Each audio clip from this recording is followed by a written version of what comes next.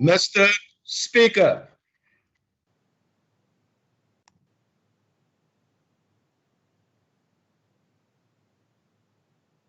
Honorable members, good afternoon and welcome. Masitandaze, let us pray. Almighty God, where you have called us to govern this province, we ask your help to make decisions and laws that will be just and will promote the interests of our people. On Maxtegechot, ons bid dat u gedrende ons vergaderings. Ons dien dege wysheid sal gee en ons motieve suiwer sal hou. En dat u ons sal help om ons tekortkominge te oorkom en al ons besluite aan u op te dra. Sikelela Nkosi ilizwe lethu nabantu balo. Umisele Nkosi ukulunga kwiphondo lethu. Nkosi sikelela iAfrika. Gcina abantwana bayo. Khokhela Nkosi inkokheli zayo. Yinike uxolo Nkosi iAfrika. All this we beg in your most holy name. Amen. Order, honorable members. Honorable members, mindful of the rights and values enshrined in our Constitution and our responsibilities as public representatives to nurture, protect, and advance those values, I now call on honorable members to join me in observing a moment of silence for all victims and survivors of racism, discrimination, and violence in whatever form they manifest themselves. The moment of silence starts now. Will you please join me, honorable members?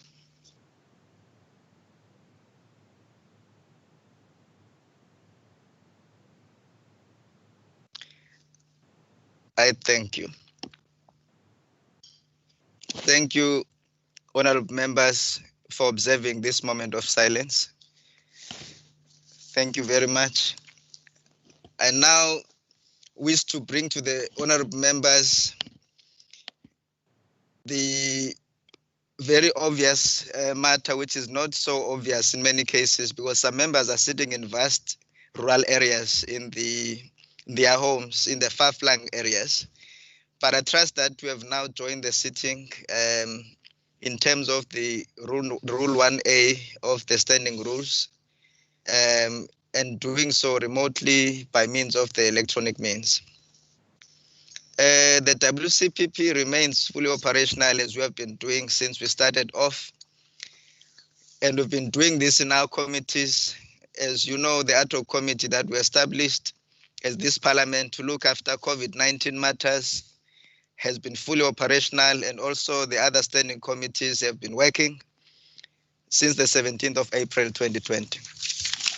Honorable members, please allow me to highlight some of the important directives which will help this sitting, that the Secretary and his administration will ensure that there's ongoing support at all times during this sitting. If you have a problem with your devices, that there will be technical support to support you. The quorum requirements for the sitting, honorable members, are as provided for in the Constitution and the standing rules. Unless there is an indication of unanimous concurrence, voting will take place by members present and entitled to do so, and cast their votes by clearly identifying themselves to the presiding officer verbally and expressing their votes in that way. Honorable members who are present have all the privileges and immunities imparted by law to them. Honorable members who are considered to be out of order by the presiding officer, microphones will be muted and called to order.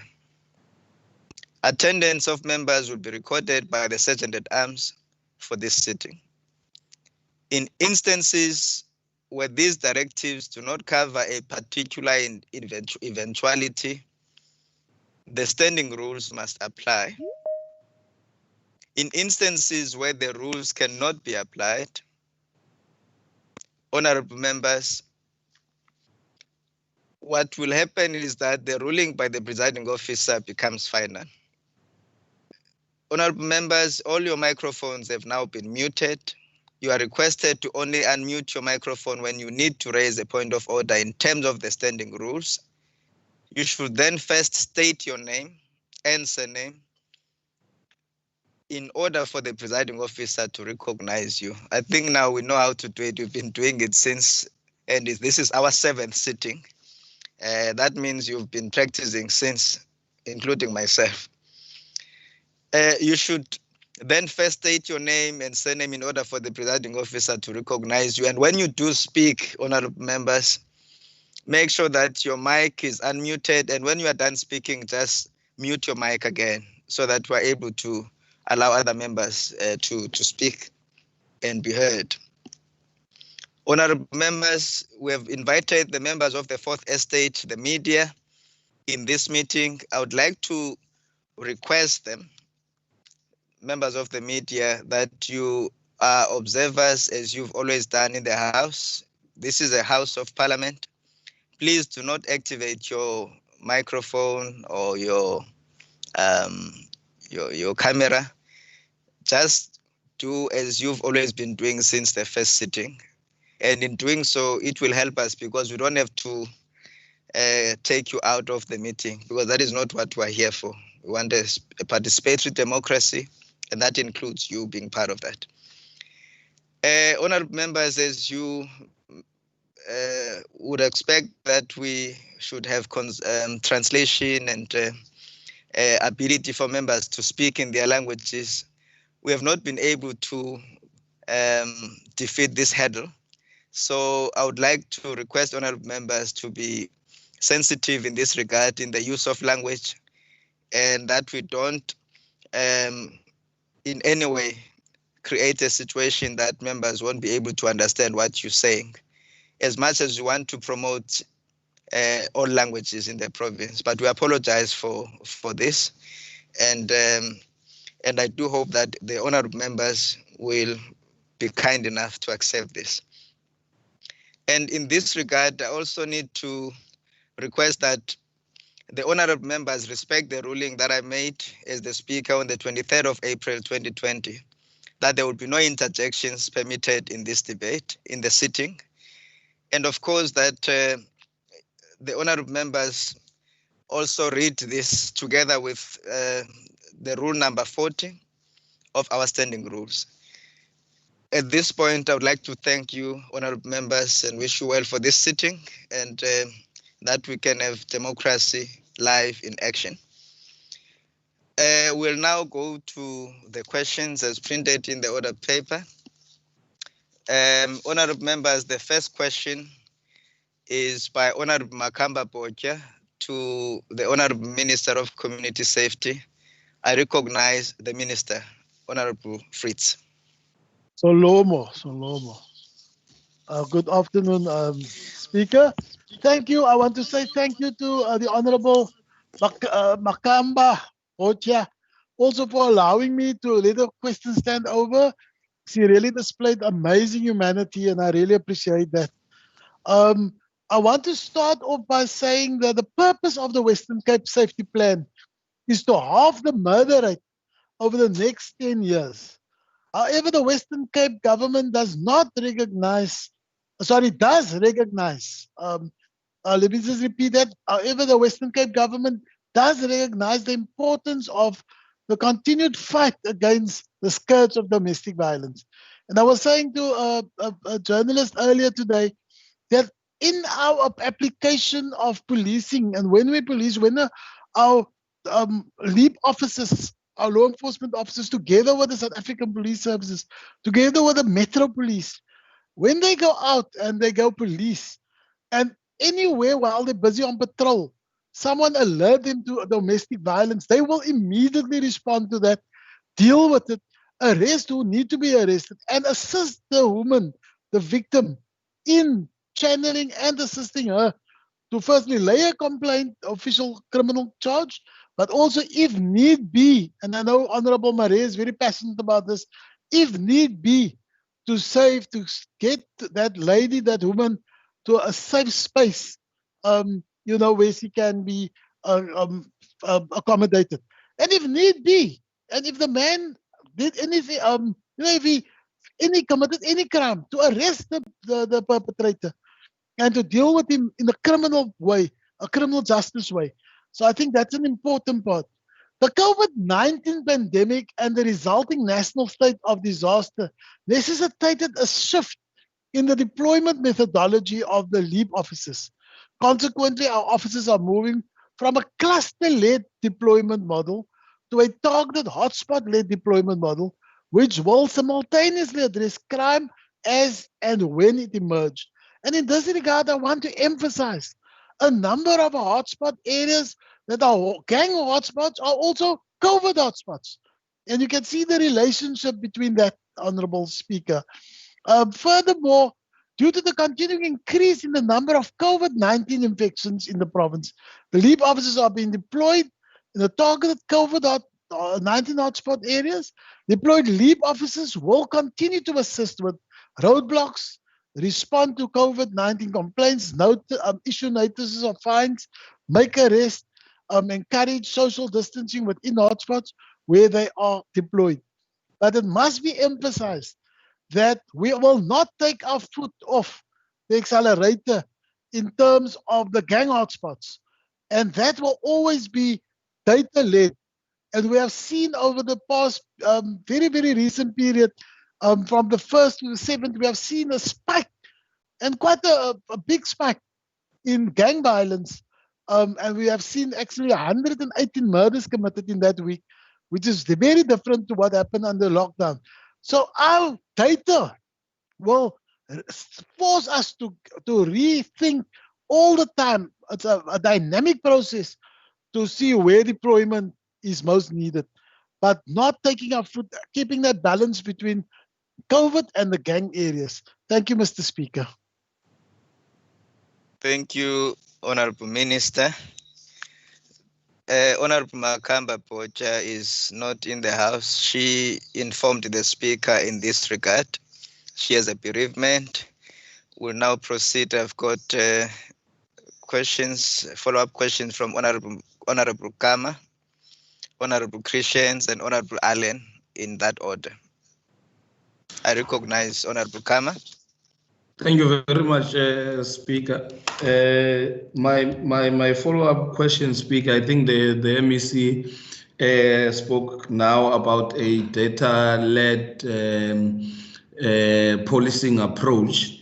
Now I want to get an understanding, Speaker, as to who is responsible for collection of this data and where is it analyzed, and how frequently is this done to inform our deployment as per the data that has been collected? Thanks.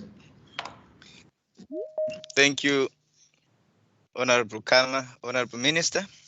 Very good question, Honorable Kama. The data and all who's responsible for analysis, for whatever, what, all the Department of Community Safety. Thank you, Mr. Speaker. Thank you, Honorable Minister. I now recognize Honorable Christians.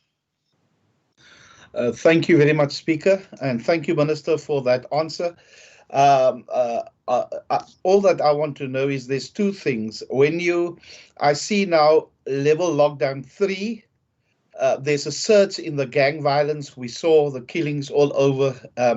So there's again, and I heard the minister over the radio, I think yesterday or the day before. So there's now a surge in gang violence under lockdown level 3. And secondly, families being in the homes for so long time under lockdown level 3. So domestic violence is really picking up.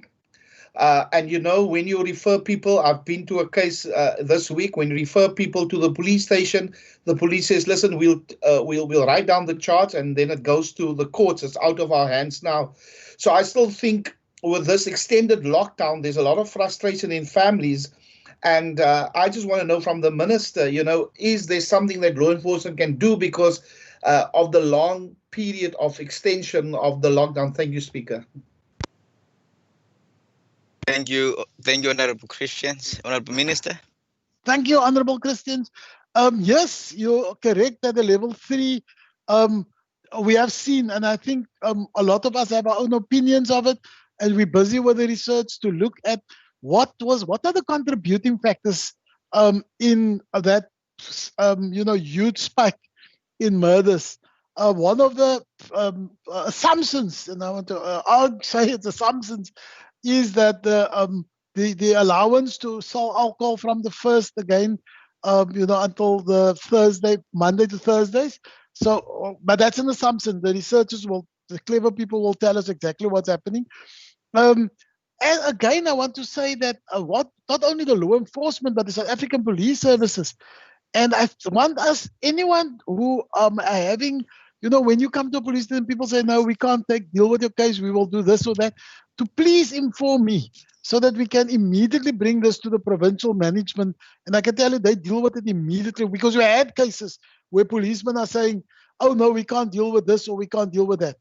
The law enforcement officers are from the city, so they used to have a cluster approach with the COVID lockdown.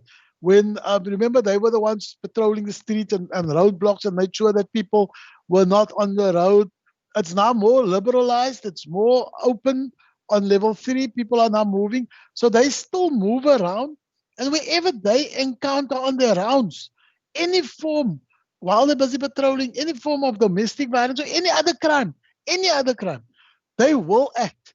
And I can tell you, there were some very interesting statistics around some of the arrests made by the law enforcement. But I want to again emphasize, as law enforcement together with the South African Police, they fall under, if it's under this whole period now, they fall under the command structure of the South African Police Services. The city has also decided to take a far stronger COVID approach for the hotspots, because they really are serious in getting the hotspots under control and the infections under control. And so many of the law enforcement officers are now also going under their command structure. But it's anywhere you see crime, you deal with crime. And I think that's the point. But please also refer cases where police are reluctant to take your case. Refer it to us immediately. Thank you, Honorable Christians. Thank you, Honorable Minister. I now recognize Honorable Allen. Thank you, Mr. Speaker. I note that the Minister touched on where assistance is uneven from SAPS. It's from the side of SAPS. Hence, I want to touch on the fact if the Minister is able to provide further information in terms of where the medical hotspots currently and the crime hotspots are not aligned. If you can share some information in that regard. Thank you. Thank you, Honorable. Sorry. Sorry. Thank you, Minister. Let me chair, Minister. Sorry, man. Sorry. Come. You're welcome. Honorable Allen, thanks. I recognize the Minister. So one of the areas where the COVID, one of the COVID hotspots at the moment is the Tygerberg area, the Khayelitsha area, and specifically the Klipfontein area, the bottom part of Klipfontein. And I think the Klipfontein area will include Manenberg, part of an Overpark Athlone. So that will be, that will coincide with the gang areas. Also in the Tygerberg area, they're not really, because it's the Elsies River, but Delft definitely is part of that. They definitely in it. So I also just want to say that outside the response of COVID-19, our LEAP officers have also assisted in numerous other operations, because I think that's where the honourable member is alluding to. For instance, they issued 909 notices in terms of section 13141. They are given 454 notices were issued in terms of section 56 bylaws. And 1,267 notices were issued in terms of section 56 traffic offences. Arrest made, there were a number of arrests just between the first day and the 7th. 8 arrests made for suspects that had not only a stop but far more drugs on them. The other one was an arrest for a robbery. One arrest also for possession of an illegal firearm. They had an arrest for a double murder of someone, so quite significant during that 1st to the 7th of the month.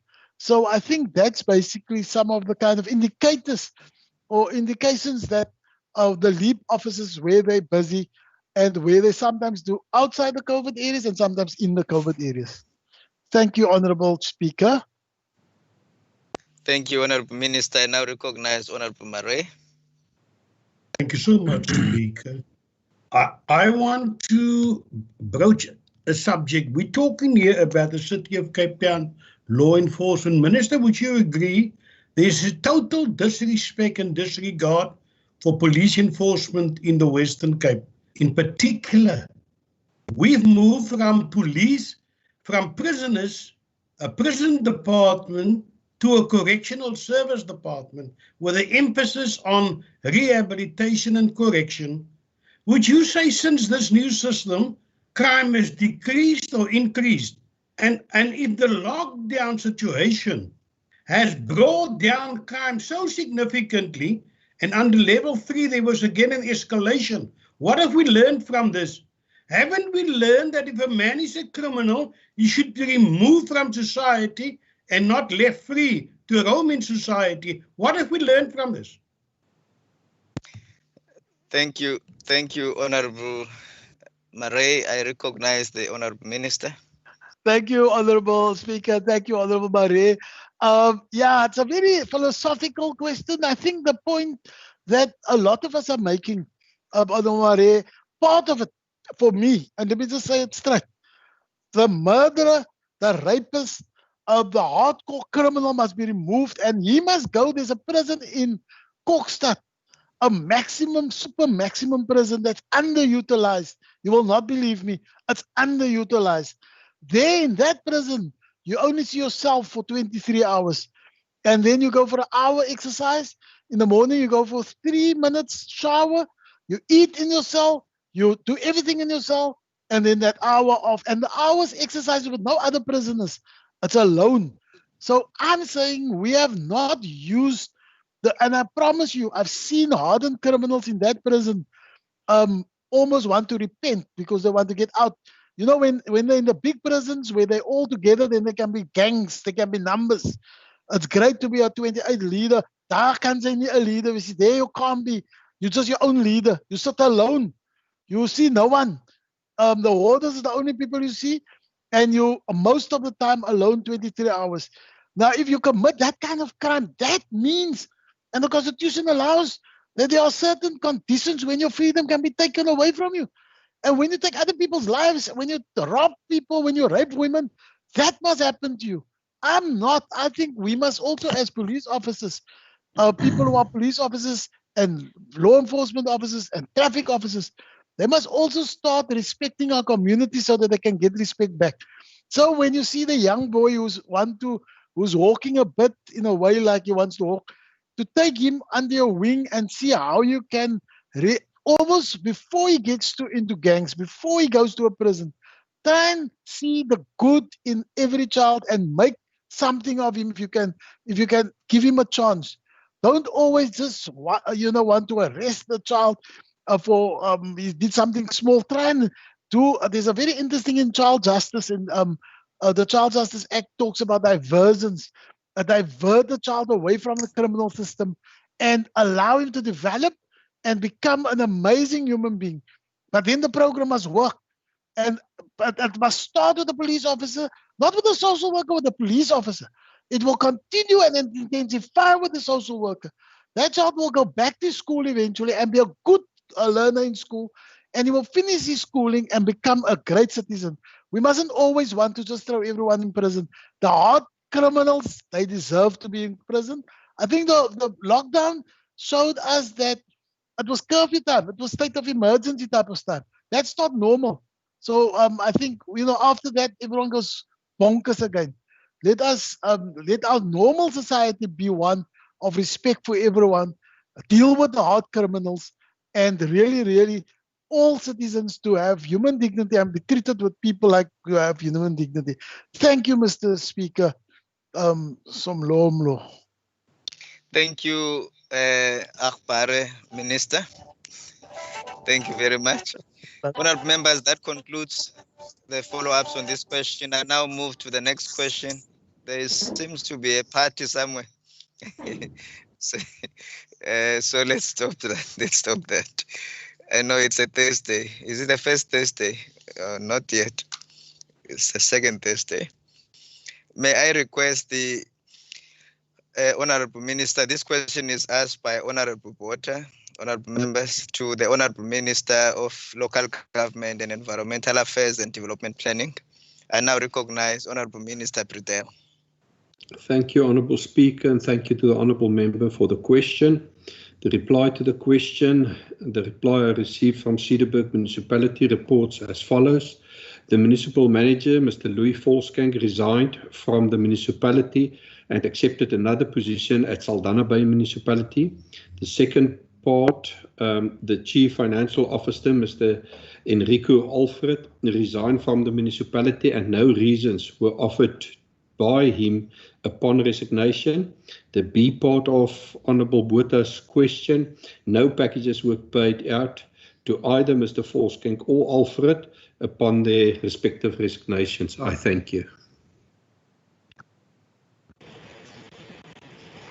Thank you, Honourable Minister. I see there is a hand from Honourable Botha. Thank you, Deputy Speaker. Now follow-up question, and thank you to the Minister. All right. Honourable Dagmo. Is that a mistake?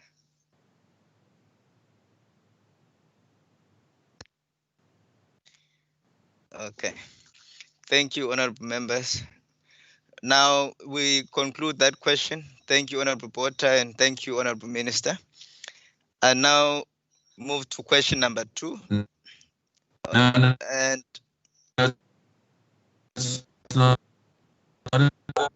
we can't hear you, Honourable Dagmo. Your line, Honourable Botha, is very bad, so we cannot hear you. Thank you. I support Speaker. About a follow-up question. Oh, okay. Speaker, so that's not better? A follow-up. Is that better? It's hello. Yes, is that better? No, it is a follow-up. It is a follow-up. Maybe if Honourable Dagmo switch off his camera, it will help. Yeah. No, it is off. I have switched my camera off. Okay. Thank you. Now we can you hear me, Speaker? Can you hear me? Yes, I can hear you, Honourable the Leader of the Opposition. You may proceed. Okay, thank you. My follow-up question to MEC Bredell is, do you think the reason that Honourable Botha is asking you this question has anything to do with how painful it must be for the DA and MPL Botha in particular, having lost both Cederburg municipality as well as the...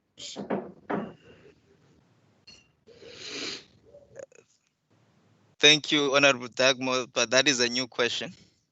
No, I'm asking if it was painful because it's, and I'm going to the issue of the packages. I'm still busy with the question. Yeah. All right, may proceed, Honourable Dagmo. Yeah, thank you. Given that the Democratic Alliance gave packages to Director Jan Swartz, as well as the UD Mayor, Mr. Dani Libbe, in Matsikama, and also that in regard to this matter of Clan William, it's clear that there's a very defined process by the municipality where the ANC runs So do you think it has, and this is the question, do you think it has more to do with the levels of painful loss of power that a question like this, which actually has no substance, is being asked? Honorable Minister. Honourable Deputy Speaker, I try to work with the facts, and I think, to be honest with you, that if you're a Democrat and if you're in the Democratic Alliance, you understand the will of the voters, and if that's the will of the voters to shift power, it's in a democracy that will happen. Honourable Botha is within her rights to ask the questions because she's got an oversight role, and it's in the best interest of all of us that we focus on our oversight roles and then we enforce discipline within our municipality. So I don't have any problem with her asking the questions. And I can just call on all councillors to work with taxpayers' money respectfully, because we're going to enter into a very difficult phase after COVID. Thank you. Thank you, Honourable Minister. Honourable members, will you please look after your microphones? I sense the noise, which is not very good for those members who are participating in the questions. Now I move to question number 2. Mr. Speaker, Honourable Wenger. Mr. Speaker, if I may, as per the Minister's request to the member, this question will stand over to the next sitting, please. Thank you, Honourable Chief Whip. That's the request, honourable members. Now we're moving to question number 3. The question number 3 is by Honourable Mackenzie to Honourable Minister Matikizela, the Minister of Transport and Public Works. I recognize the Minister. Thank you very much, Mr. Speaker. Between the 1st January and the 31st of May this year, there have been 25 taxi-related murders and 11 cases of attempted murder. These include cases on the Cape Flats, in Delft, Bellville, Bloemfontein, and Nyanga, but also cases as far as Mbekweni, Ceres, and Worcester, with the common thread being that all of the cases involve either CARTA or CODETA-affiliated associations.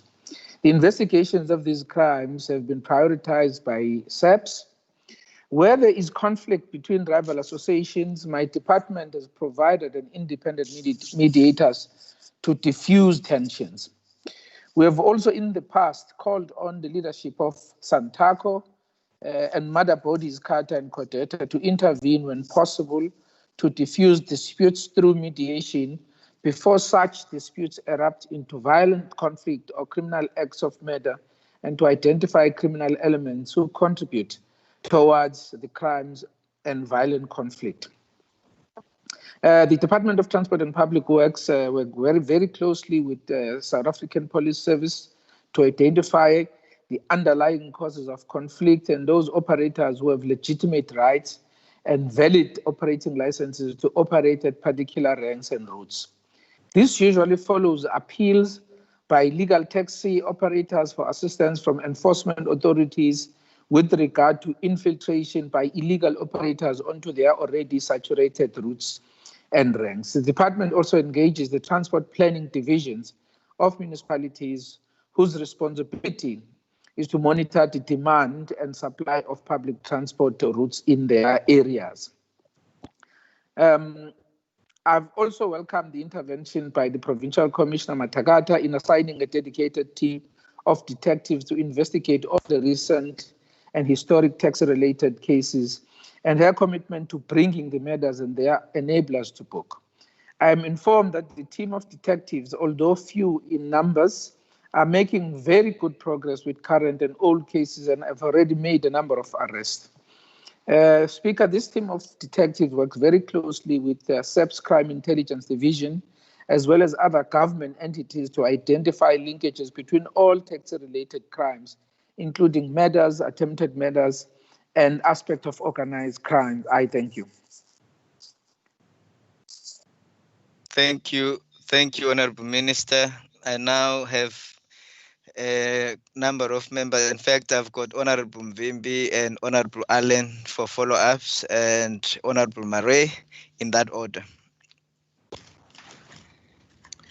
And Honorable Kama. So Honorable Mvimbi. Thank you very much, Honorable Speaker. Through you, Honorable Minister, I just wanted to find out whether you've given a very extensive response in terms of the question. Have you maybe also looked into what is the root cause of this violence that are taking place in these areas? As I believe it's not the first time that we are having this kind of violence, but then have you ever took time to look as to what is the root cause of this problem? Thank you very much, Honorable Speaker. Thank you, Honorable Mvimbi. Honorable Minister. Thank you very much for the question to Honorable Mvimbi.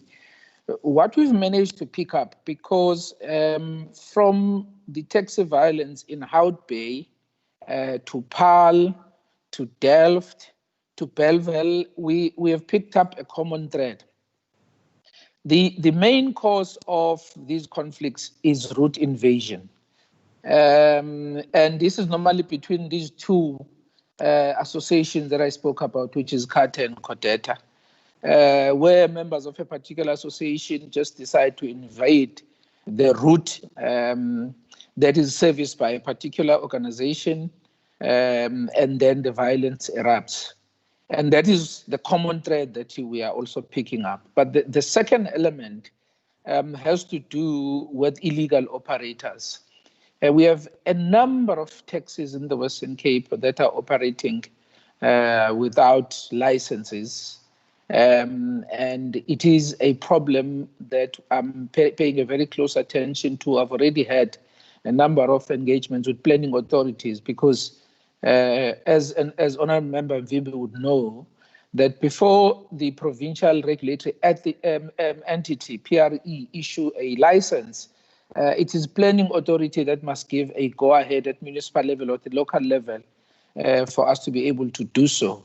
But I am picking up that the issue of supply and demand is also contributing to these outstanding operating licenses, and it's something that I'm really pushing so that we can really deal with the backlog of operating licenses. Thank you, Speaker. Thank you, Honourable Minister. I now recognize Honourable Allen. Thank you, Mr. Speaker. Through you, thank you to the Minister. He touched on the convictions in terms of taxi-related incidents, but I wanted to check with the Minister regarding if there's a link between the various incidents of violence. Thank you. Thank you, Honourable Allen. I recognize the Minister. Thank you very much for that question. Yes, Honourable Member, there is a link, and I think as I've alluded to the response that I've just given to Honourable Member Mvimbi, unfortunately, this link, especially in Bellville and in Delft, we also discovered that it's not only the route invasion that is motivating, this violence, but also there is involvement of gangs who are also part of the group of people who want to take over these routes by hook or crook. And we are working very closely with SEPS. We have a very reliable intelligence and also a device, a system that we have now established to really follow these links, and we are making progress. We have already, this past weekend, members of SEPS have arrested about 5 people, which is really, really commendable. And all these people are linked to this association that I spoke about, Member Allen. Thank you. Thank you, Honourable Minister and Honourable Allen. I now recognize Honourable Murray. Speaker, I want to put another question. Minister, do we regulate the taxis efficiently enough to prevent them from becoming gangs, which even the cops are becoming to be scared of. Because when they're all together, they can be thousands. We're creating an army, a taxi army. Now, I have an insurance company. They can track my vehicle wherever I go, wherever I am at any moment, even if I have an accident or a slight bump. They contact me and says, are you all right? We notice a bump. Our Premier speaks about entering the fourth industrial revolution. Are we part of it? If taxi routing is the problem, you tell me why can't taxis be fitted with a device that will show the traffic department if he's out of his area, if he is gone over the boundaries for which he has been licensed, if he operates within the wrong area, you should get a traffic fine. Then we take away the commitment of a crime from taxi owners themselves to correct. We allow taxi operators to become judges and policemen. Honorable Murray, you need to end your question. You need to ask the question and not make a statement. Now, that is a question, sir. I say, should we not install in these taxis devices that can tell the traffic department if they are outside their area of operation? Thank you, Honorable Murray. I'm sure the Minister has heard that. Honorable Minister? Thank you very much for the question. Well, the operating licenses of all the operators, they stipulate the area of operation for that particular taxi. So it's very easy to pick up if someone is operating in an area that they shouldn't be operating at. I remember, Member Murray, through you, Speaker, that we had a big issue where I had to intervene because a number of taxis were caught on routes that are not where they're not supposed to be. And the excuse that they made is that when there's an accident or when there's a traffic, they normally try and avoid the traffic and unfortunately end up on the route that they should not be, they're not supposed to be, operating in. But the last point that I want to make in this whole taxi regime, to Member Murray, because you spoke about the importance of regulating it. There are a number of gaps, of course, that we need to fill here. I think the biggest problem are taxi associations, because the reason why we have so many illegal operators, it's because of how the whole taxi regime is structured. When I buy a taxi, the first call is to go to a taxi association in Delft or Khayelitsha, and then pay a registration fee for me to operate there before I actually apply for a license. Now, this incentive results in overflooding of routes where the supply becomes more than the demand because of this incentive that is paid to the taxi associations in the form of joining fee. And this is something that I'm now dealing with because an operator pays up to 200,000 Rand joining fee for one taxi. And that puts a lot of pressure on the planning authorities to issue licenses and PRE to issue licenses, when in fact it shouldn't be done in that way. So I agree with you that there are a number of gaps. I have identified those gaps to deal with the whole industry and regime in the taxi space.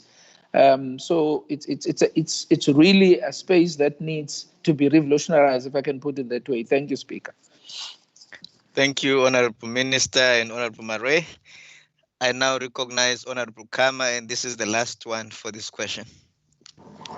Thank you very much, Speaker, and thanks to the Minister for the responses provided.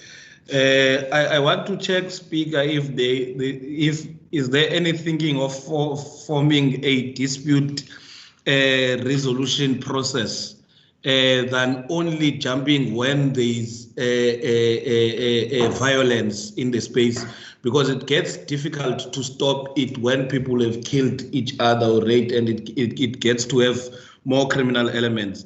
And I think the department in one meeting we had in Begweni indicated that they have ways to see when there are challenges in their particular route.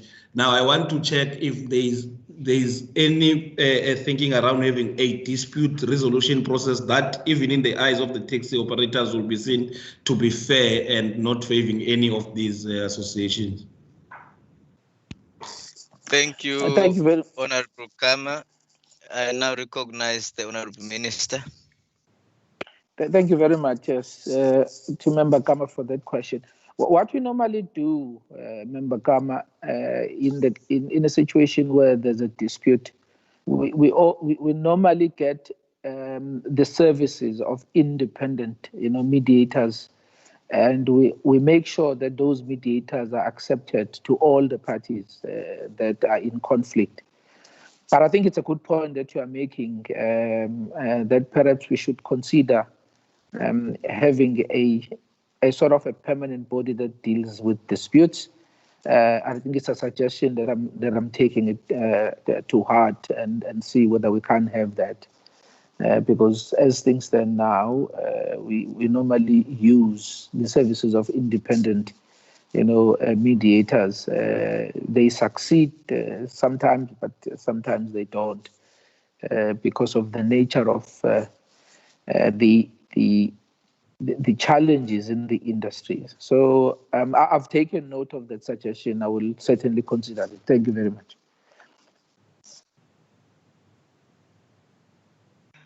Thank you, Honorable Minister.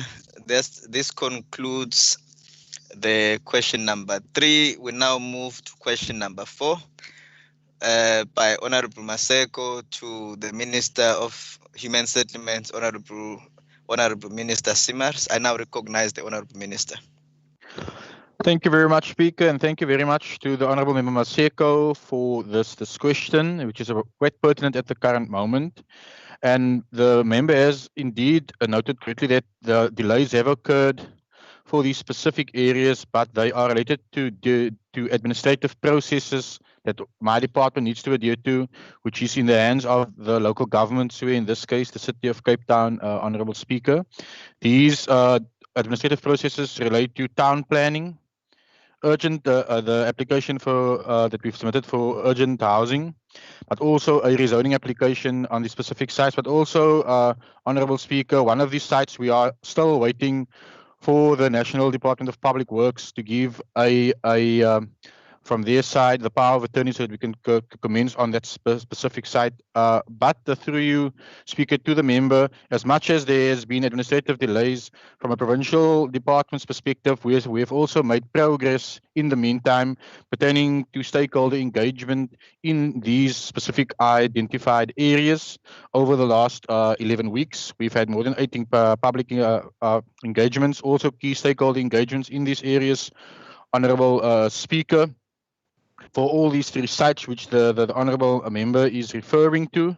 But we have also commenced the process more so in the area of the Noon and the Greater Kosovo area for identifying the possible beneficiaries that will form part of our program.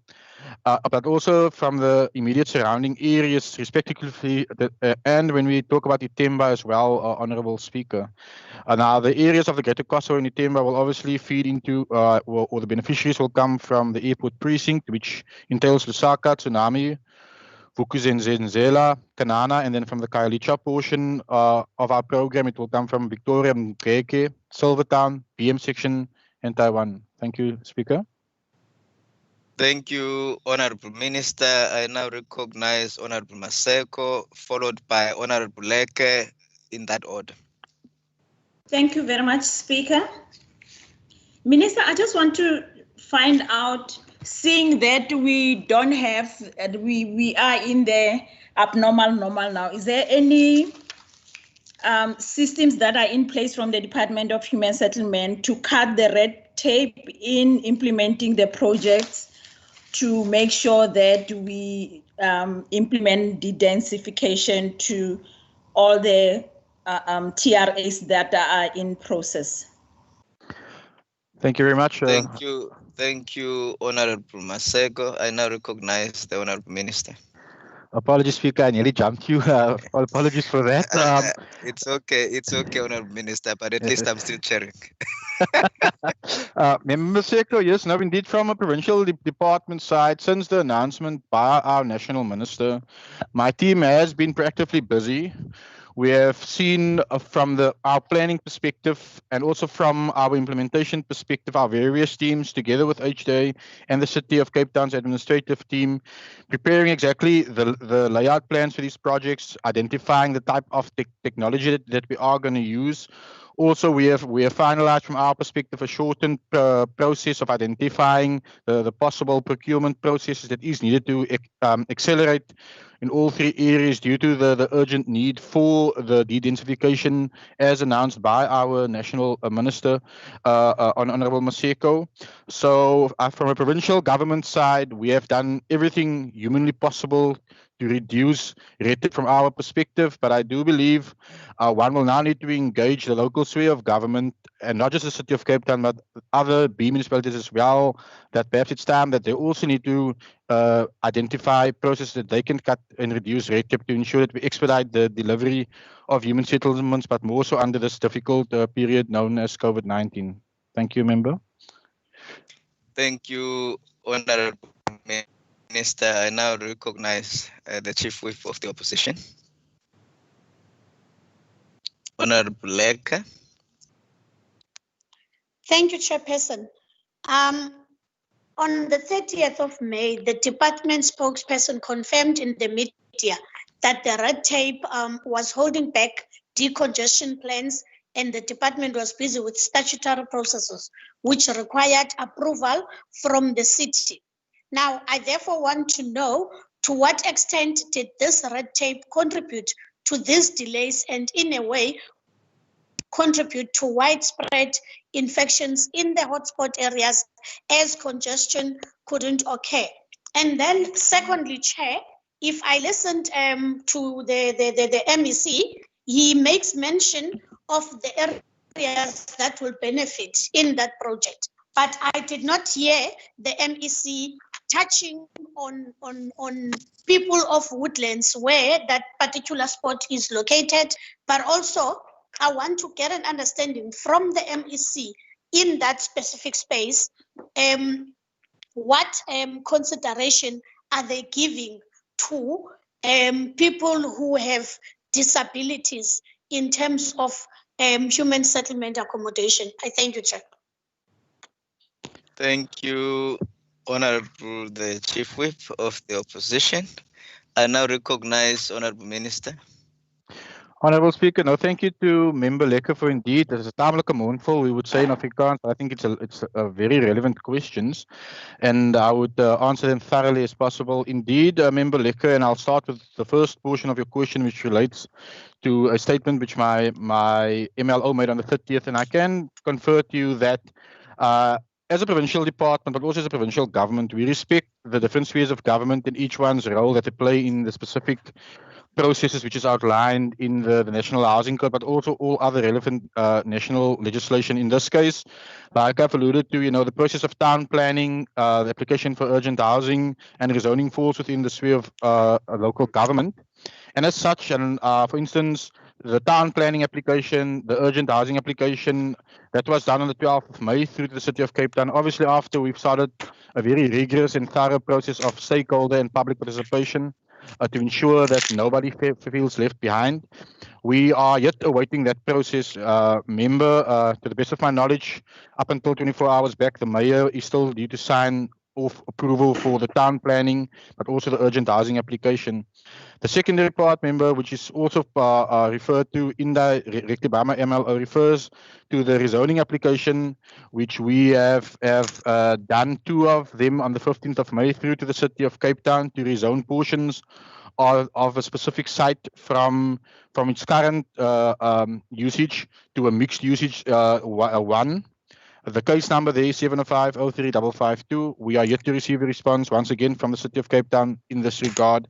But I do have to respect the processes of the City of Cape Town as the relevant sphere of government, which needs to approve our requests. Member, then obviously the Greater Kosovo, the Kosovo area also entails the area of woodlands. Hence, I always talk about the Greater Kosovo area. And that's also when we started the process of public engagement or stakeholder engagement. We did allude to obviously taking cognizance of the guidance and the input from the Department of Health that the core envisaged beneficiaries or people that we are going to move as part of the reblocking exercise will be the elderly and the most vulnerable. The most vulnerable obviously includes persons with disability. Member, but member, we also need to understand that the urgency of this matter, and also through the various stakeholder engagements that we have done, and we have emphasized this as such, is that there's also community dynamics in some of these areas where more public or leadership engagements is needed, because some of these informal settlement areas, they are at a very young age. If you look at the overall age of informal settlements, to your response of the contribution of this delay in the increase in the number of infections, I'm not a qualified doctor in that regard, but what I can tell you that my sister department, the Department of Health, together with my department and HTA and the City of Cape Town, has jointly gone into these areas, have done rigorous stakeholder engagements. The Department of Health, I am aware, has also done targeted screening in areas like Noon and so forth. So they have played their part. And from a human settlements perspective, that is the input that I can give to that portion of your question. Thank you.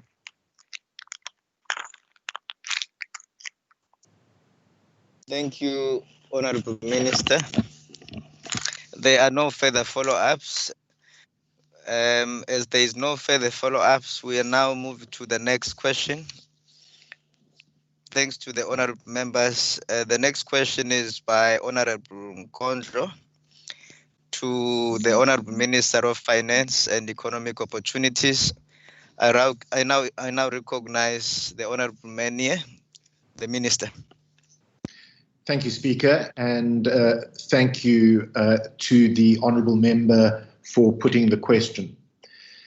The actual expenditure on the COVID-19 response by the province as of the 2nd of June 2020 amounts to 525.7 million, with commitments amounting to 905.8 million. The quantitative spread between social and economic relief expressed both in figures and as a percentage as of the 2nd of June 2020 are as follows. The social relief amounts to 377.3 million rand, or 72% of the total actual COVID-19 expenditure, which comprises of expenditure by the Department of Education at 52.7 million, health at 288 million, social development at 20.4 million, as well as local government at 16.2 million. At this stage, the indirect economic relief expenditure by the Department of Economic Development and Tourism amounts to 814,000 Rand, or 0.2% of the total COVID-19 expenditure.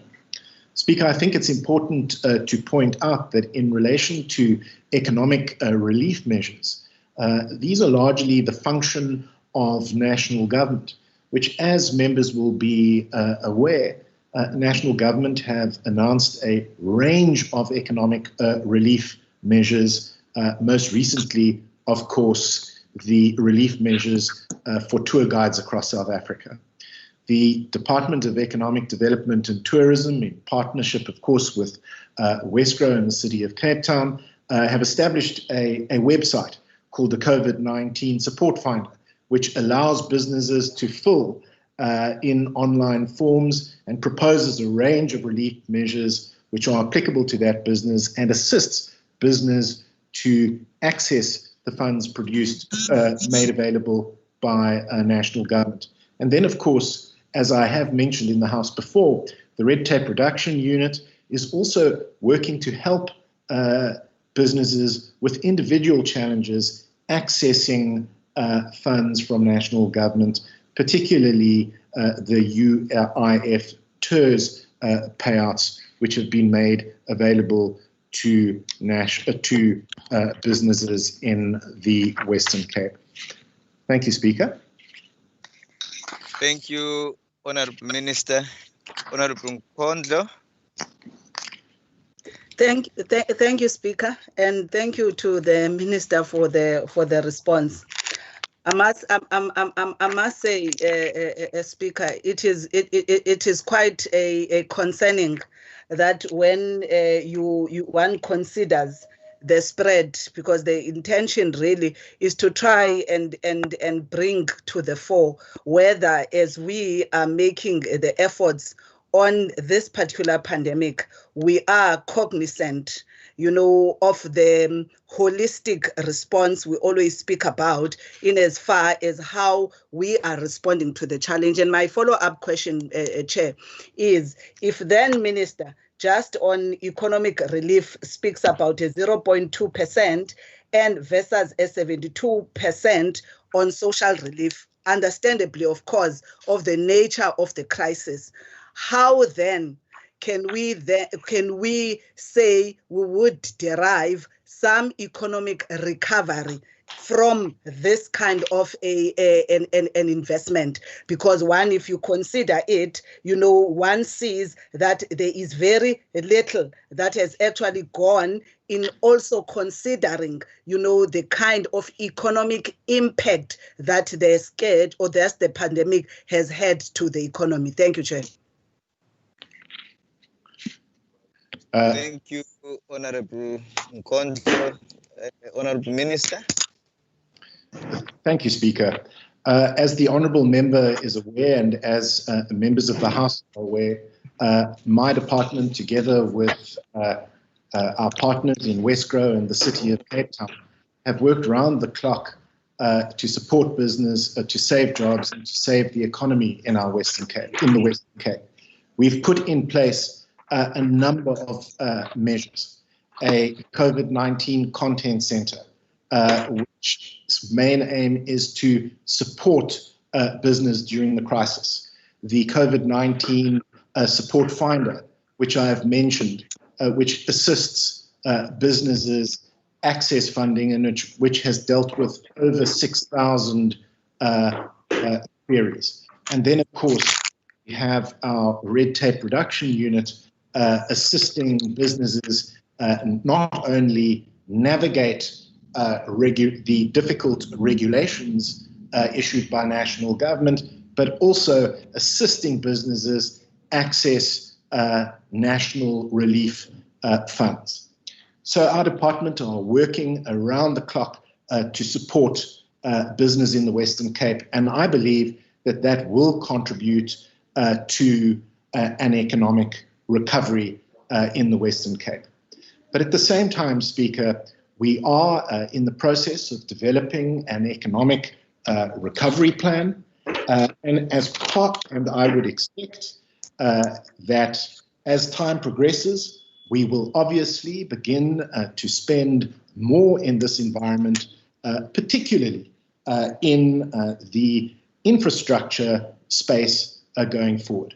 And I think that this ultimately will have an effect on the economic recovery in the Western Cape. Thank you, Speaker.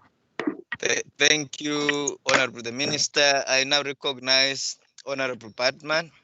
And I just want, before Honourable Batman comes in, I just want to bring this to the attention of the honourable members, Honourable Murray, Mitchell, and Honourable Nkondlo. I see your hands are up. There is no time now left beyond the two speakers, which is Honourable Batman and the Minister. We have exhausted our time. I'm just dealing with the last one. Thank you, Honourable Speaker. Honourable Speaker, I would like to find out from the Minister, given that many of the functions mentioned are part of the national government mandate, and rightfully the Western Cape has used large portions of our current funding on the health crisis specifically, and that particular department, has the Minister interacted with the National Minister on funding the province's COVID-19 response, and whether the Western Cape will have sufficient funding to support our COVID-19 response currently in the province? Thank you. Thank you, Honourable Patman. Honourable Minister. Thank you, Honourable Member, for the question. Yes, I have engaged with the Minister of Finance, Tito Mboweni, regularly, who to his credit during this crisis has convened regular, almost weekly teleconferences with MECs for finance. And of course, I've interacted with the Minister at budget councils as we head to the supplementary budget, which will be tabled in the National Assembly on the 24th of June 2020. I have to say that tough decisions are going to have to be made.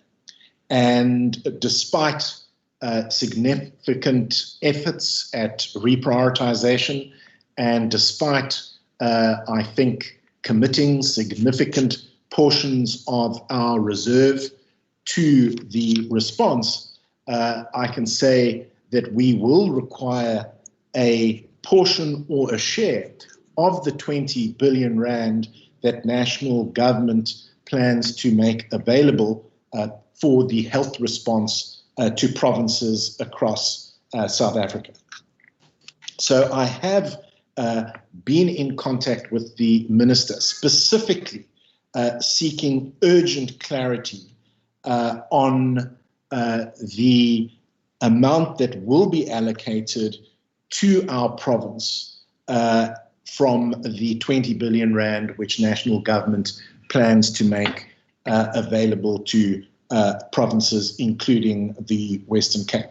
We are, of course, reassured by the statement made by President Cyril Ramaphosa during his visit to our province last week, where he assured us that cost was not going to be the issue when it comes to our response to COVID-19, not only in the Western Cape, but across South Africa. Thank you, Honourable Minister.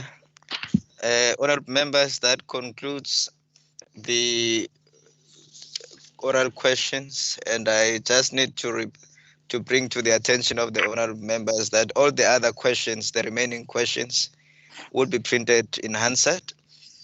Now we move to the questions to the Premier without notice in terms of Rule 204. I now recognize Honourable Heron. Thank you, Speaker. Speaker, yesterday in the ad hoc committee, COVID-19 ad hoc committee, we received an update from the Department of Health, and that update contained some alarming information about the situation in the Western Cape and what we are facing. The national COVID-19 EPI model, which has been calibrated for the Western Cape, shows our reproduction rate, the R rate, modeled at 3.38. This means that an infected person is expected to infect 3.38 other people under the current modeling for the Western Cape. And this R rate is a key metric that epidemiologists and governments around the world are using as they lift restrictions. If we're going to contain the spread of this virus, we need an R rate below 1. So I'd like the Premier to advise us or to inform the people of the Western Cape whether the Western Cape government intends to work to reduce this R rate to below 1, and if so, how? Thank you. Thank you, Honourable Heron. I recognize the Premier. Thank you very much, and thank you very much to the Honourable Heron for the question. And I mean, first of all, I must say the direct answer is yes. And that is our hotspot model that we tabled. And of course, within that hotspot model, we've got various actions that are taking place to curb the spread. But before I even get to that model or the hotspot model, I also think that the epidemiologists in our province have given us a scenario, and we track that scenario. And if you remember, right in the beginning of this pandemic, those very epidemiologists said to us that we will be doubling every 8 days. And I can tell you, I monitor that very, very closely. And we are actually less than 8 days, and we have been less than 8 days for quite a while now. But to make sure that R rate comes down, or the spread comes down, that's why we have developed this model where we bring the whole of society and the whole of government together.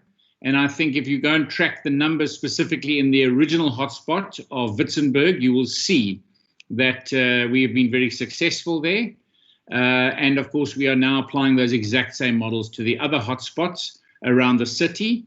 And we are also looking at now developing that model across the whole province, so that even though we might not be in an area where the rate is growing at all or fast, we will still start to apply the same model. So we get the whole of society and the whole of government to start working alongside to get behavioral change, to make sure that we're managing the new normal, so that we can actually manage that curve as best as possible, because we don't want to go above the scenario that we've sketched, because then we haven't provided sufficient medical or health response.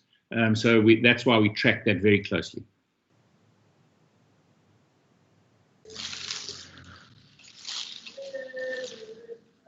Thank you, Honorable Premier. Honorable Heron, you've got 2 follow-up questions. You want to take up the opportunity?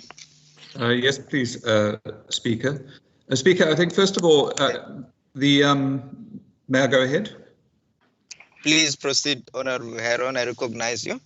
Thank you, Speaker. The information that we're seeing from other parts of the world, for example, in Germany, their R rate was 0.7 when they started lifting restrictions on movement and economic activity. And after the lift, it moved to about 1. And their epidemiologists and government were starting to get concerned about an R rate of 1. I see in the United Kingdom that they're very concerned about a portion in the southwest of the United Kingdom where the R rate is 1.29, which is regarded by that government as too high. And we're working with an R rate of 3.38, which seems to suggest a kind of that we're going to face a rampant spread of this virus. So I didn't quite get from the Premier, other than reference to the hotspot model, how we're going to bring this R rate below 1 so that we can contain the spread of the virus. I wonder if the Premier could answer that more directly. Thank you. Thank you, Honorable Heron. Honorable the Premier. Thank you, Speaker. I have given you how we are managing it, because if we have to apply the exact principle that you are speaking about, which would operate or be able to work very nicely in a first world country, one would know that we would have to then just keep our hard lockdown in place. And of course, to keep a hard lockdown in place is not a solution for us here in South Africa. It would not work. We have seen the starvation and the missing middle that gets so impacted by the hard lockdown. So we have to find a mechanism in between. And I again say that that's why we've come up with this hotspot model, to try and manage that balance. And of course, you're also seeing, even in those countries, the systems that are put under such pressure, where your health system, even with trying to maintain that, it's not only managing your COVID-19 spread, but also seeing the massive impact it's having on all sorts of other health issues, let alone humanitarian disaster. So, and of course, these decisions don't just come easily. It takes a lot of time. a lot of energy, and a lot of really clever people sitting around the table. And I mean, there's one thing that we have done is we haven't just taken our model, we've tested our model over and over again for us to be able to make these decisions of trying to get that balance right. Thank you, Honorable Premier. I now recognize Honorable Heron. Thank you, Speaker. So, Speaker, I'm still struggling to understand from the Premier whether we are going to pursue getting our R rate below 1. And if not, if the Premier is saying that that would involve a continued hard lockdown to achieve it, does that mean that the province is in fact pursuing a herd immunity approach?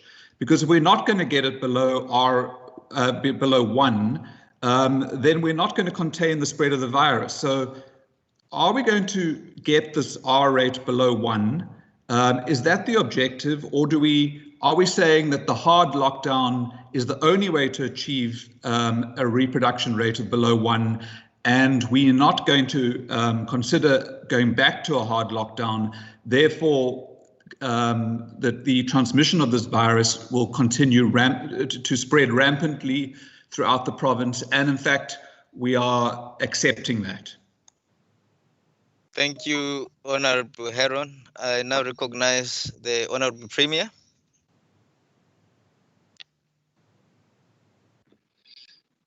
Thank you very much, Honorable Heron. Quite easily, yes, we are trying to get that R rate down. We are trying to stop the spread. And no, we are not pursuing a herd immunity.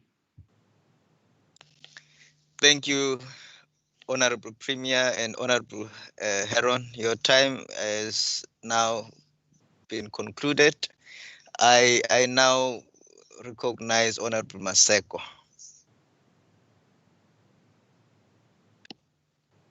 Member Maseko. Thank you. Thank you very much, Speaker.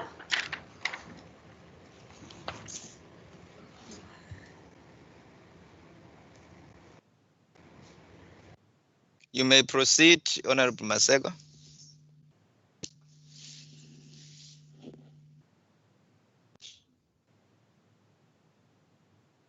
Still in dilemma.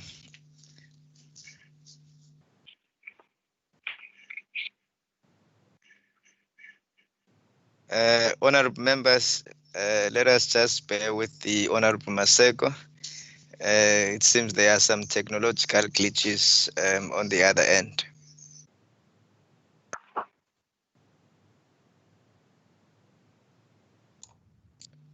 On mute. Are you back now, Honorable Maseko? All right. We will now proceed with Honorable America.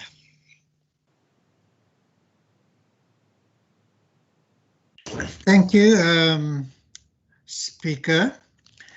Mr. Premier, last week you indicated a testing backlog. Can you hear me?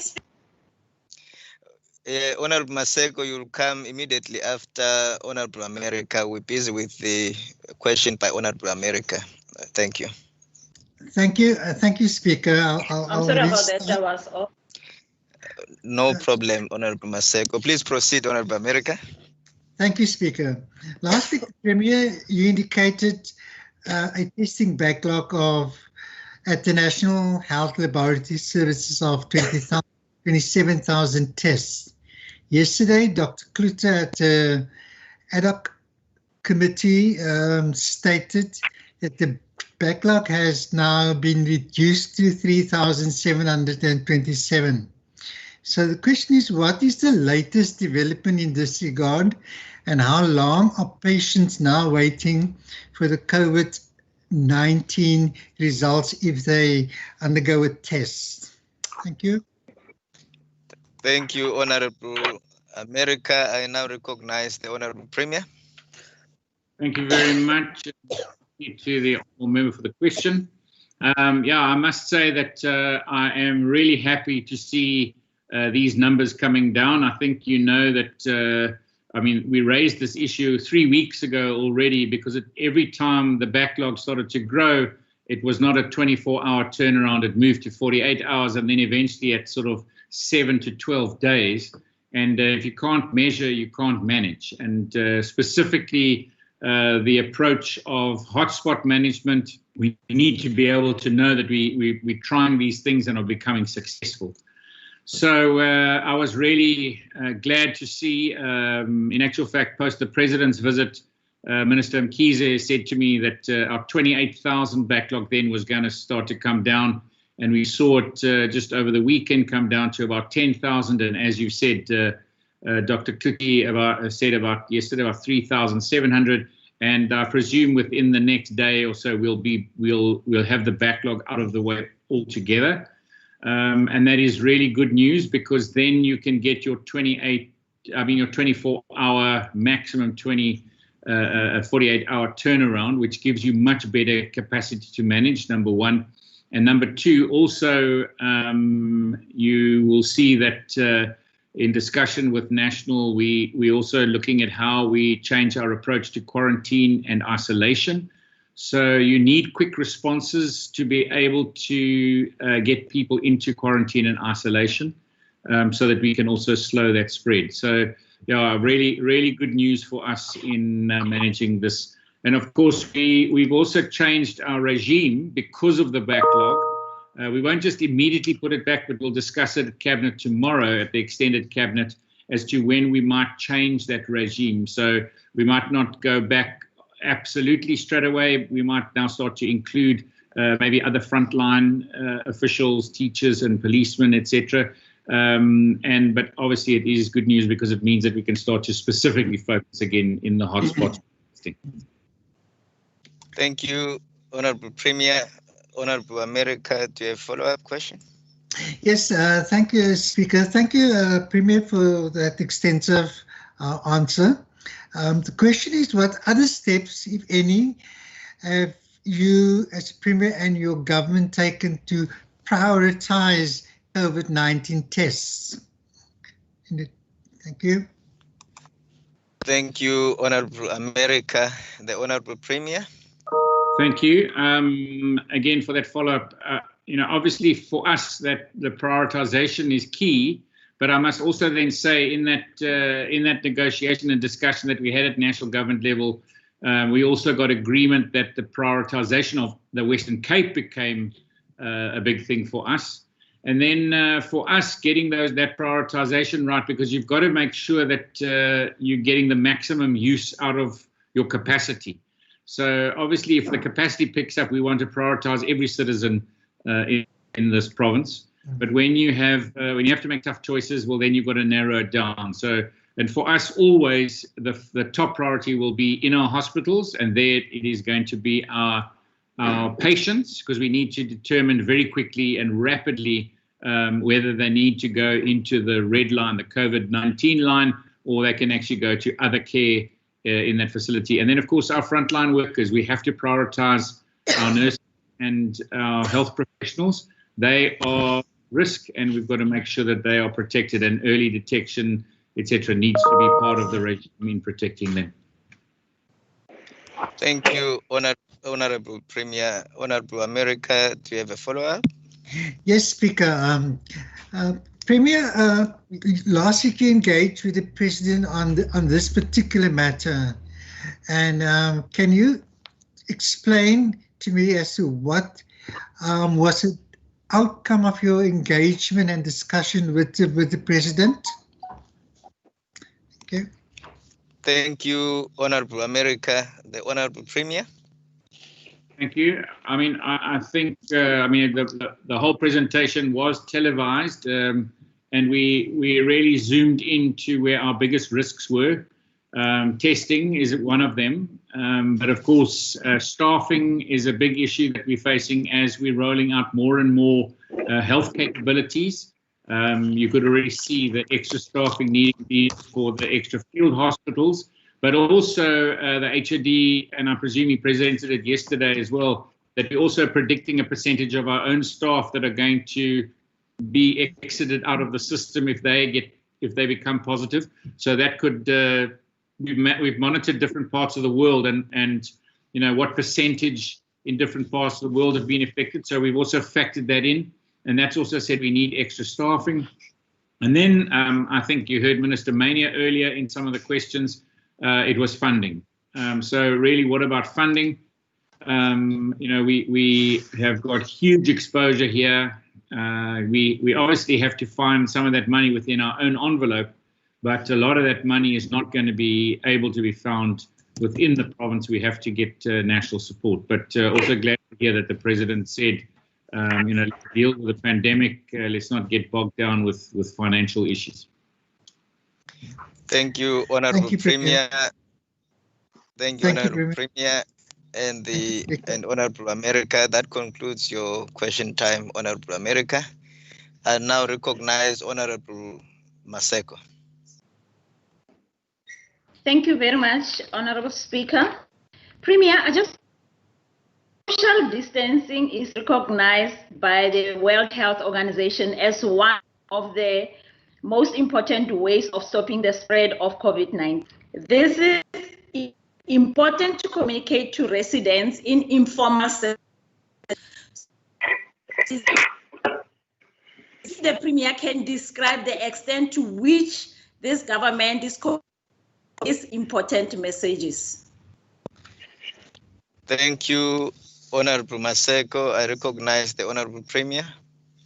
Thank you very much, and thank you to the Honourable Member for the question.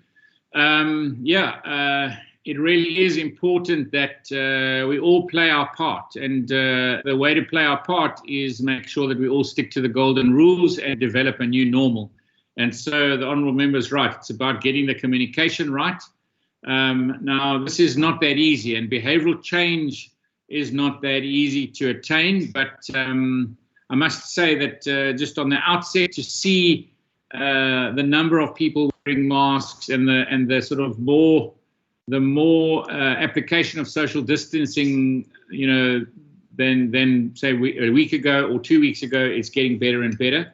Now, the question was around the communication. So obviously we use media and social media, but we have also had a focused campaign through radio adverts, through 28 or 29 radio stations across the province.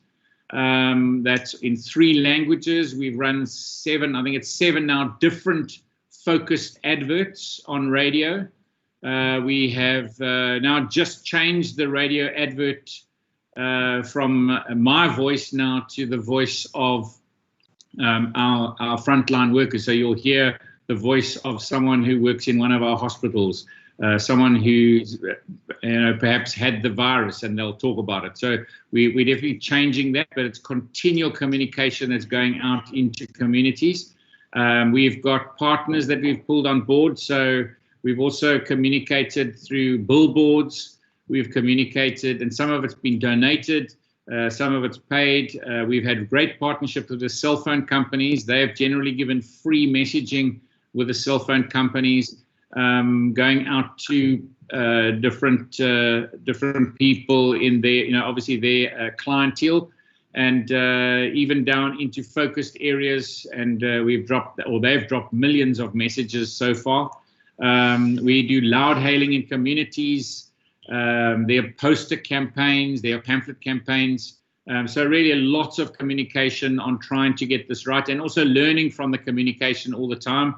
I said the radio stations reach about 83% of the population. That means you're not reaching everybody. And so really developing different ways of getting the message across. And then my last point around messaging is also the process in which, specifically in the hotspots, we're trying to engage community. And from Minister Mbombo, who starts off with open Zoom public meetings in those hotspots, explaining what it's all about, why we need to be focusing on this area, how we need to slow the spread of the virus in that specific spot, right down to then community organizations who then get involved, and then various ministers joining those organizations in some of their public meetings, making sure that we're all involved in that communication. And I'm sure there are many other ways that we're still going to try, and there are many other ways that people will come up with good ideas on how we can get that right. But communication is really key.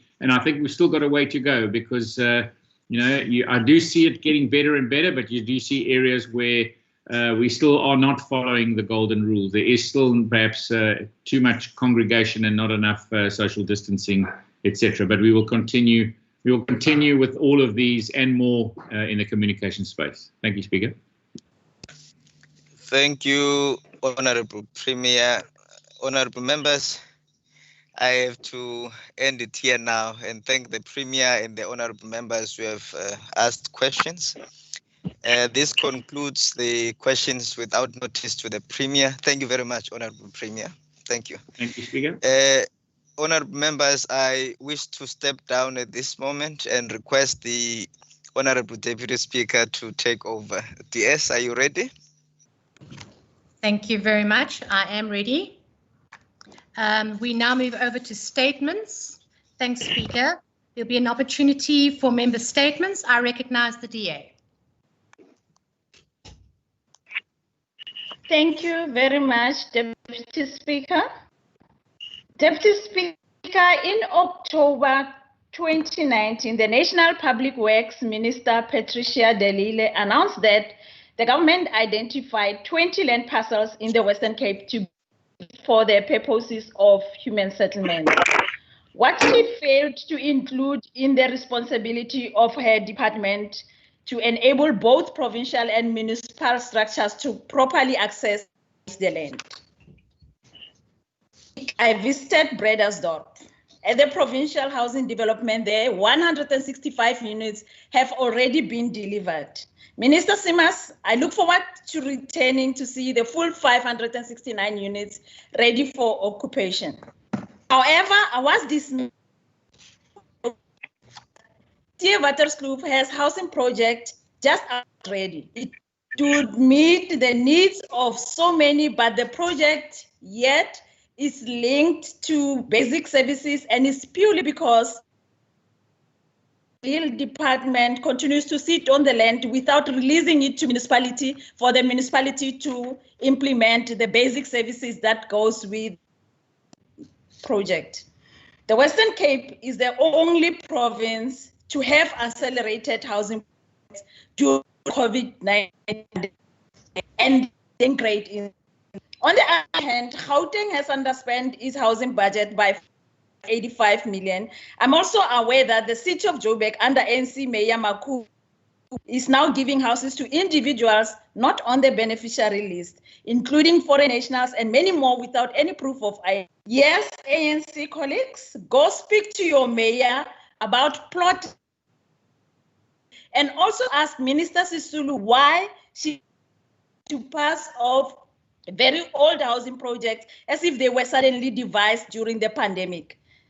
Deputy Speaker, if achieve so much with limited resources during a pandemic picture. Honourable Member, your time is up. Many people, okay, let me wrap up. How many people will be able to have dignified homes if Minister de Lille and her thank you is land so we can build and equip homes? I thank you, Deputy Speaker. Thank you very much. Before I respond, I just want to, sorry, I saw Honourable Murray's hand up, but that's fine. We move over to the ANC.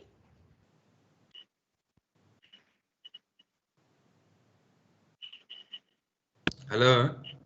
Just on 1 minute, please. I see Honourable Murray, your hand is up. What is your point of order?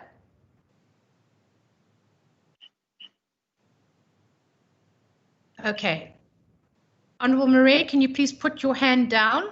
Moving over to the ANC. Deputy Speaker, can I go ahead with my statement? Yes, you may. Okay, thank you very much. The ANC in the legislature welcomes the intervention and support from President Ramaphosa. What we need now is maximum unity in the fight against COVID-19. Resources, effort, and energy must be combined and integrated. The President's intervention will assist in promoting cooperative governance in our province. This has been sorely missing and lacking in the Zille years from 2009 to 2019. The DA has cynically resorted to the politics of blame and complain.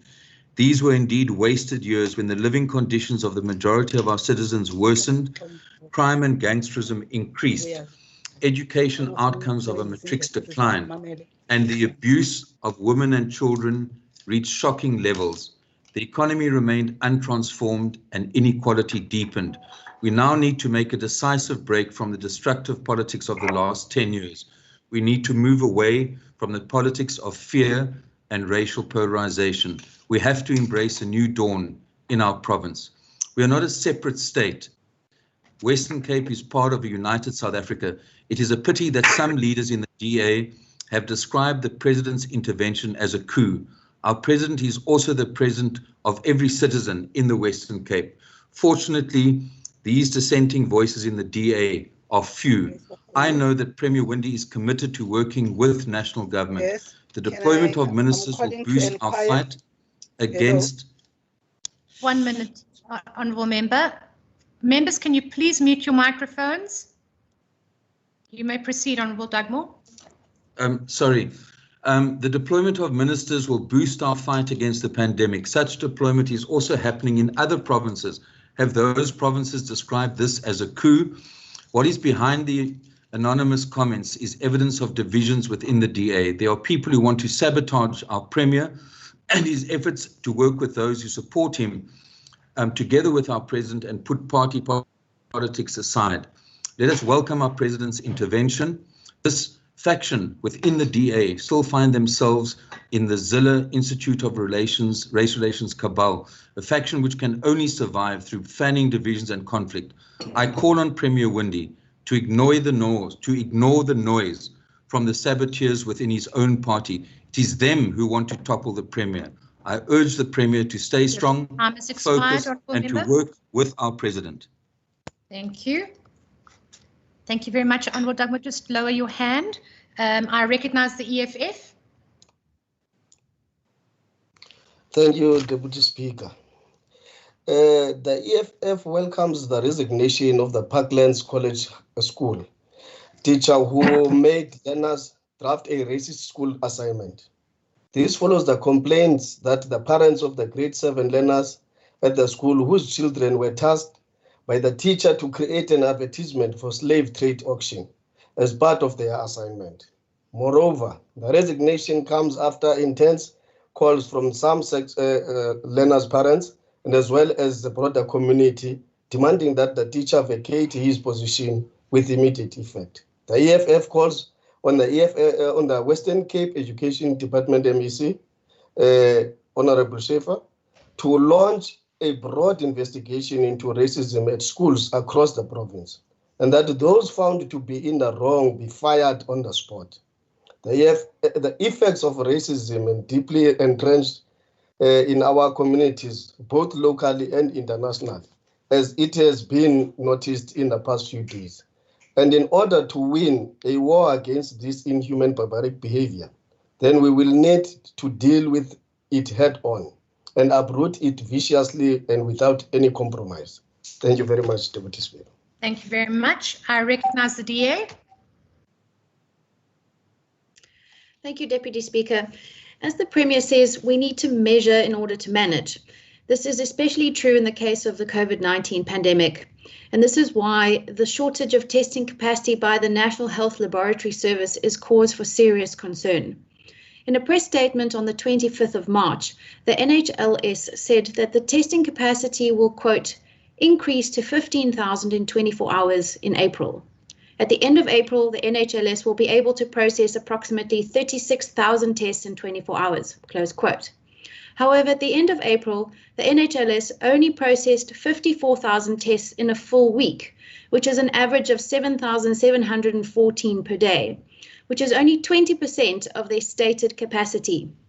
Instead of 36,000 tests per day, 7,000 were conducted. Speaker, according to the information provided to the National Parliament a few days ago, the first week of June was the first time the NHLS reached 105,000 tests in a week, which is where we were supposed to be in early April. As we reach the peak of the virus, the testing capacity which was supposed to be available is not. What is even more concerning is that the number of tests in the second week of June dropped from 105,000 to only 14,000. The failure of being able to process tests means that the provincial government had to make the difficult decision to strategically limit testing to ensure early detection for those at the highest risk of dying and ensure greater protection for healthcare workers.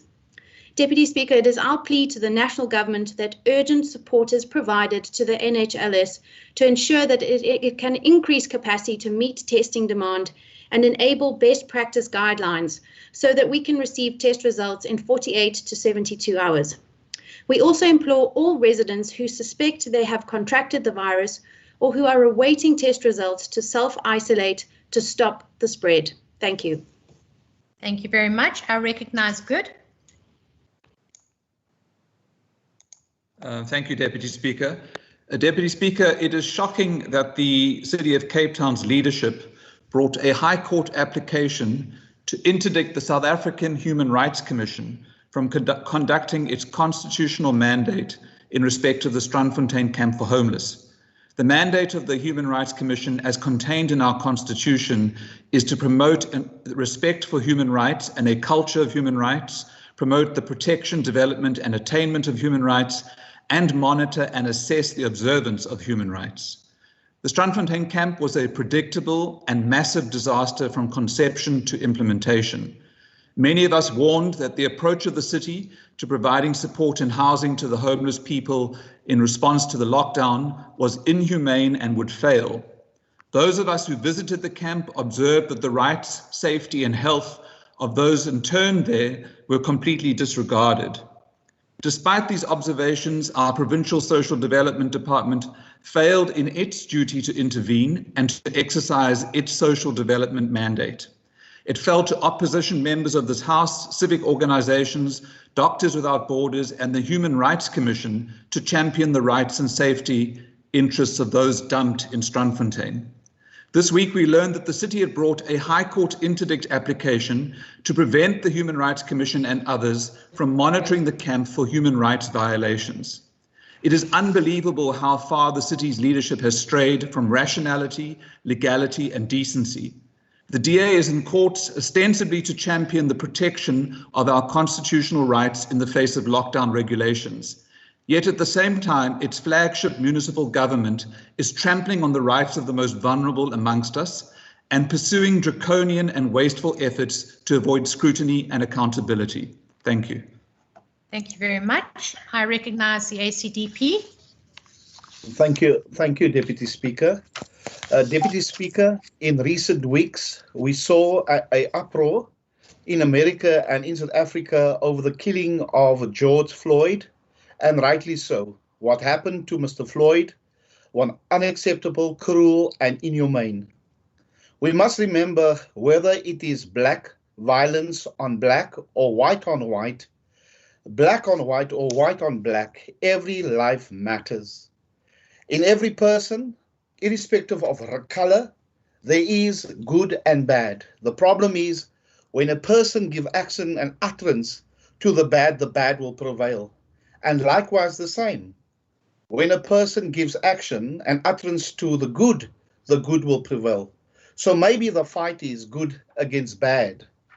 We must all stand together, irrespective of what race.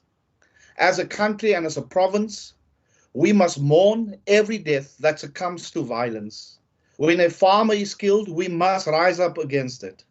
When a person is killed by crossfire and gang violence, we must rise up against it. When a woman is raped and killed, we must rise up against it. So, Deputy Speaker, we must all stand together, irrespective of race, and fight the bad so that the good can prevail. I just want to quote what is in Scripture, and the Scripture is very clear, and I want to conclude with two passages of Scripture. And that's Romans 12:21. Do not be overcome by evil, but overcome evil with good. And then Psalm 34:14 says, turn away from evil and do seek peace and pursue it. I thank you. Thank you very much. I recognize the ANC. Thank you, Deputy Speaker. Go ahead, Honourable Member. This year marks 21 years after the gang rape and gruesome killing of 14-year-old Valencia Farmer on June 27, 1999. She was brutally murdered by a teenage gang in Beverly Park, Easter Refier. I am humbly plead to the Commissioner to name her office in memory and honor of Valencia Farmer. It was this kind of cruel crimes against children that brought into the spotlight the plight of children in the Western Cape. Such focus culminated into the need for a commissioner for children who would champion the needs and interests of children in the Western Cape. After relentless effort for over a decade by ANC and other progressive civic organizations for the establishment of the Office of the Commissioner for Children, we are happy that June 2020 marked an important milestone when Professor Nomdu addresses the legislature for the first time after her appointment as Commissioner for Children. As she is busy by setting up her office, she will have her work cut out to ensure safety of children and to champion their interests. As gangs continue to torment communities, children need a champion to fight for an end to gangsterism. Just last week, 15-year-old Dwayne Tyman from Hanover Park died when gangsters opened fire on a group of children standing around a fire last week. As she takes up this fight to ensure safety of children, she must expect resistance from the DA, which wants to reduce her office to a ceremonial position. We know to them the establishment of this office was just a PR exercise, in the same way as the establishment of Zeal Commission, which wasted millions of taxpayers' money. I thank you, Deputy Speaker. On a point of order, Chair. Yes, what's your point of order, Deputy Chair, Chief Whip? Thank you, Honourable Speaker. Speaker, in the statement just delivered by the Honourable Member, she referred to the Zille Commission. According to my knowledge, there is no such thing as the Zille Commission. Thank you, Deputy Speaker, Deputy Chief Whip. That's misleading the House. Okay, that's that is in the statement, and I can't rule on that here. I will give the Minister an opportunity, should they so wish, at the end to respond to any of the statements. Honourable Member, I now bring, my apologies, I now recognise the DA. Honourable Deputy Speaker, the COVID-19 pandemic has been the final nail in our economic coffin to push unemployment to a predicted 50%, the highest in the world. Yet the potential for economic growth in South Africa is immense. We are blessed with some of the richest mineral deposits in the world, a wonderful climate, a young population, and well-developed financial markets. Even with these positives, other developing countries have outperformed us over the last decade in terms of economic growth. It is clear the ANC-led government has lost the plot as they continue to take our country on a downward spiral. Damaging interference in the economy, failed state projects, the deployment of incapable cadres, wasting taxes on state-owned enterprises, wide state capture, holding on to monopolies, and a lack of electricity planning all contributed to the sharp downturn in economic growth. We lack investment in the economy.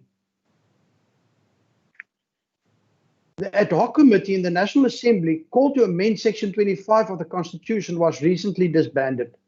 This is a step in the right direction. If the ANC wants to rebuild the economy post-COVID-19, we must immediately stop its talk to expropriate assets without compensation. Agriculture was thankfully allowed to by and large continue during the COVID-19 lockdown.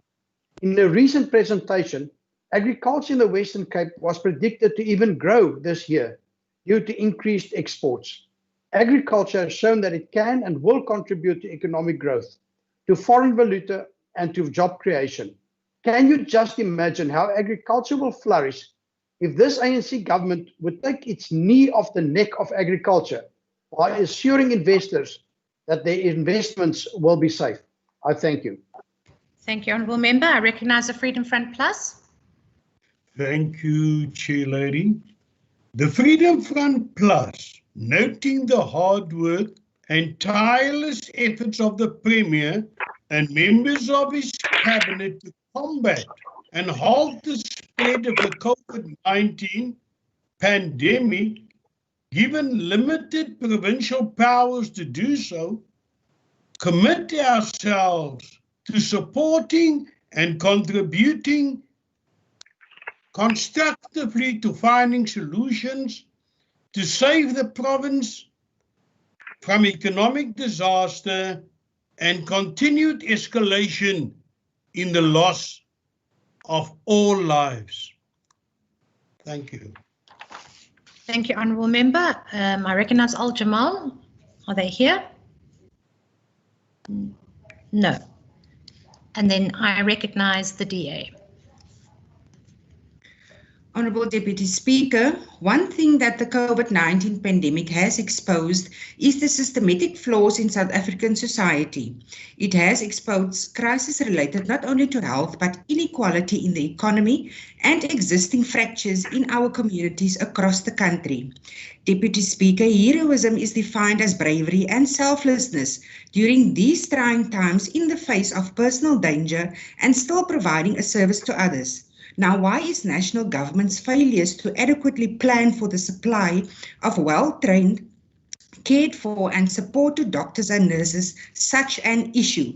It cannot be, Deputy Speaker, that South Africa faces a shortage of 50,000 nurses over the next 8 years. These are nurses we need right now to support our COVID-19 patients, those with comorbidities, and thousands more suffering from other illnesses. The South African Hospital Association has continuously lobbied national government to amend process of registering nurses. Yet from President Zuma to Ramaphosa, no change has been seen. The red tape still exists, despite a health system in crisis. What kind of a so-called new dawn is this then, Deputy Speaker? President Ramaphosa announced October last year that a staggering 22 billion has been lost due to corruption in the healthcare sector. Again, it cannot be that we entered this historic crisis on the back foot. The President is quite right that the loss of these funds do indeed cost lives, but he entirely misguided to believe that the flawed national health insurance will fix the system when it costs 230 billion and will centralize yet another state-owned enterprise under a national health ministry which cannot save itself from corruption. Deputy Speaker, how will our national government pay 239 million in salaries to recruit foreign doctors if the ANC cannot or will not fix our broken system? Deputy Speaker, I call on President Ramaphosa to make good on his pledge to provide the Western Cape with these funds and the resources we need to supply the critical care shortage.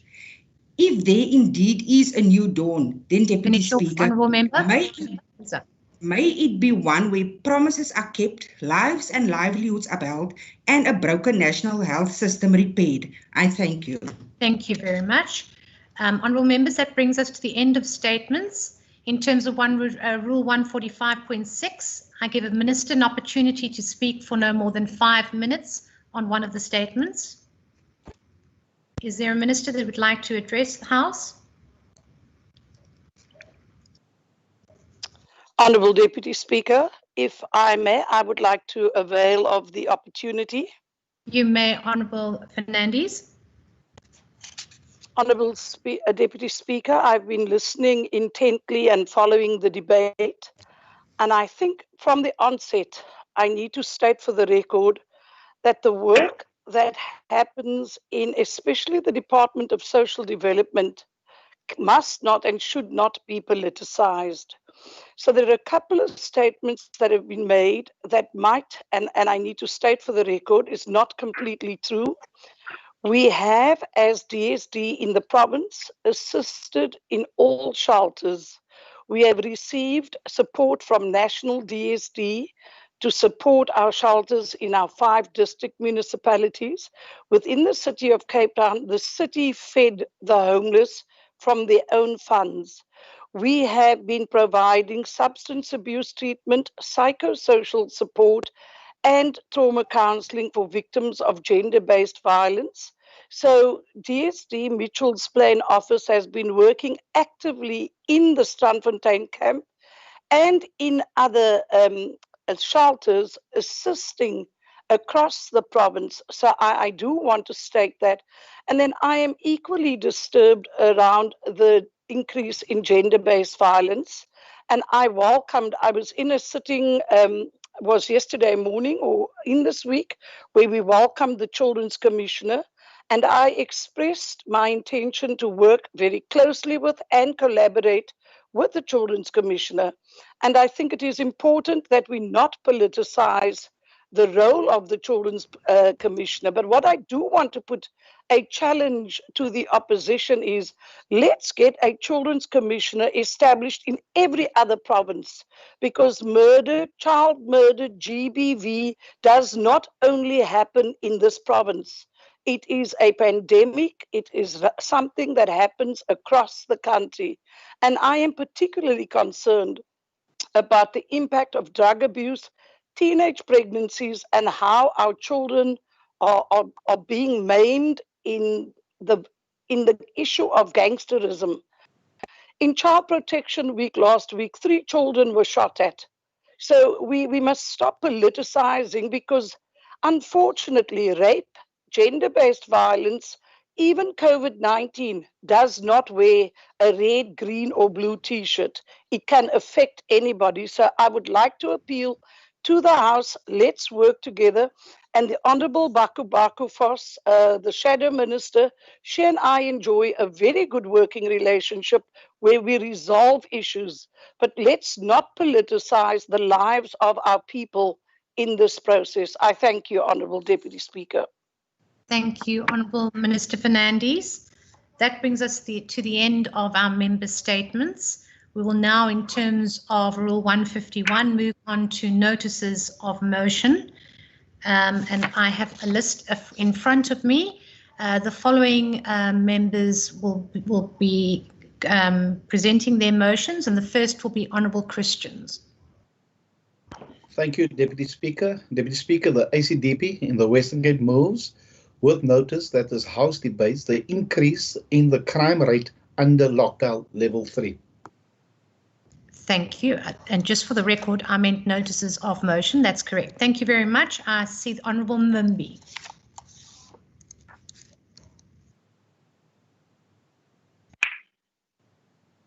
Honourable Mimbi, are you there? Yes, Speaker. Okay, I hear you. Deputy Speaker. Thank you, Deputy Speaker. I move without notice that the House notes the DA is very paid. Honourable Mvimbi, you said notice without motion. I mean, motions without notice. This is notices of motion. Are you? Is it still the same one? Apologies. No, okay, my apologies. Sure. But you are on the list as a notice of motion in terms. So, do you have a notice of motion?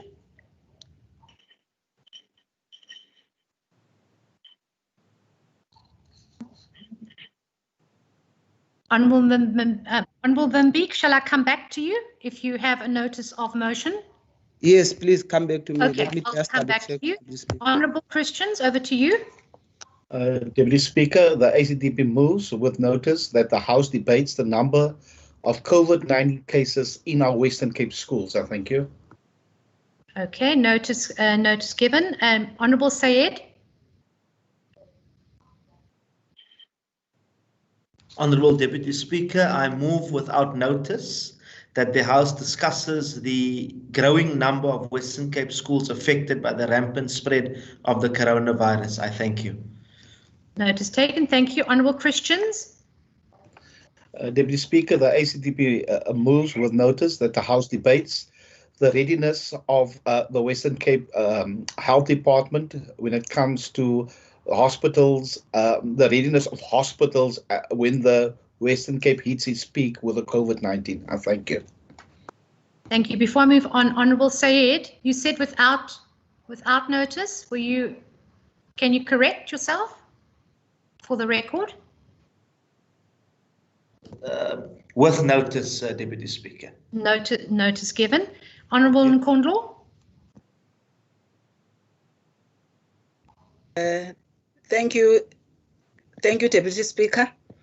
I move that the House notes and call for the Provincial Department of Economic Development to investigate and report to the ad hoc committee the impact of COVID-19 to the local and regional economies in the province, and further present protective measures and economic recovery plans in place to support these economies during and post-COVID-19. I so move. Thank you. Notice taken. Honourable Mvimbi, are you back?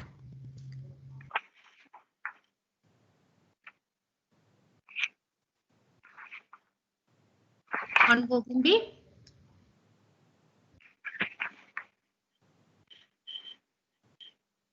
Honourable Mvimbi, are you there?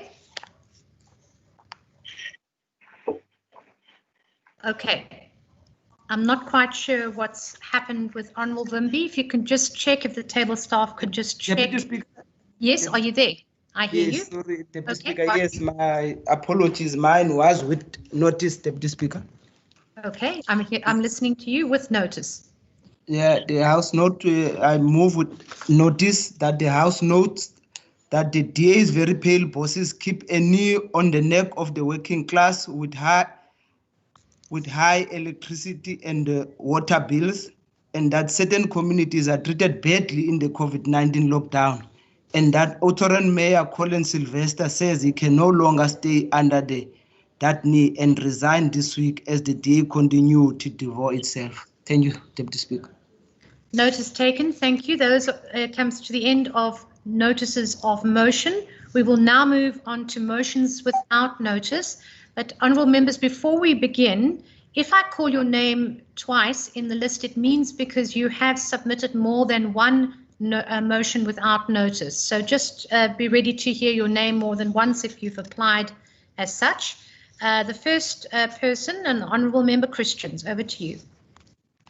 Thank you, Deputy Speaker. The ACDP in the Western Cape would like to thank former Springbok Brian Obana, Springbok captain Siya Kolisi, and former international cricketer Gary Kirsten for the continued humanitarian work during the COVID-19 epidemic. Springbok legend Brian Obana donated 400 face masks to pupils of the Chris Hani Arts and Culture School in Makassar, Khayelitsha. Gary Kirsten, a former Protea cricketer who has a 7-year relationship with the school, has continued with his humanitarian work at the school, and box keeper Siya Kolisi also donated food parcels to various schools. Deputy Speaker, as the ACDP, we want to wish them well, Brian Obana, Siya Kolisi and Gary Kirsten, and wish them well in their future endeavours as they help the needy. I thank you. Thank you so much. Are there any objections to the motion being moved without notice? No objection. Agreed to. We move over to Honourable Maseko. Thank you very much, Deputy Speaker. Deputy Speaker, on behalf of the Democratic Alliance, I move without notice that the House extends its condolences to the family and loved ones of the late District 6 Working Committee Chairperson, Mr. Shahid Ajam. Mr. Ajam was known for his love for serving his community and his commitment in uplifting Hanover Park, as well as hope for the restitution of District 6. I further move that this House notes that during the nationwide lockdown, Mr. Ajam served in a project which fed approximately 9,000 people per day in 10 vulnerable communities. May his soul rest in peace. I so move. Thank you. Are there any objections to the motion being moved without notice? No objections. Agreed to. Honourable Nkondlo.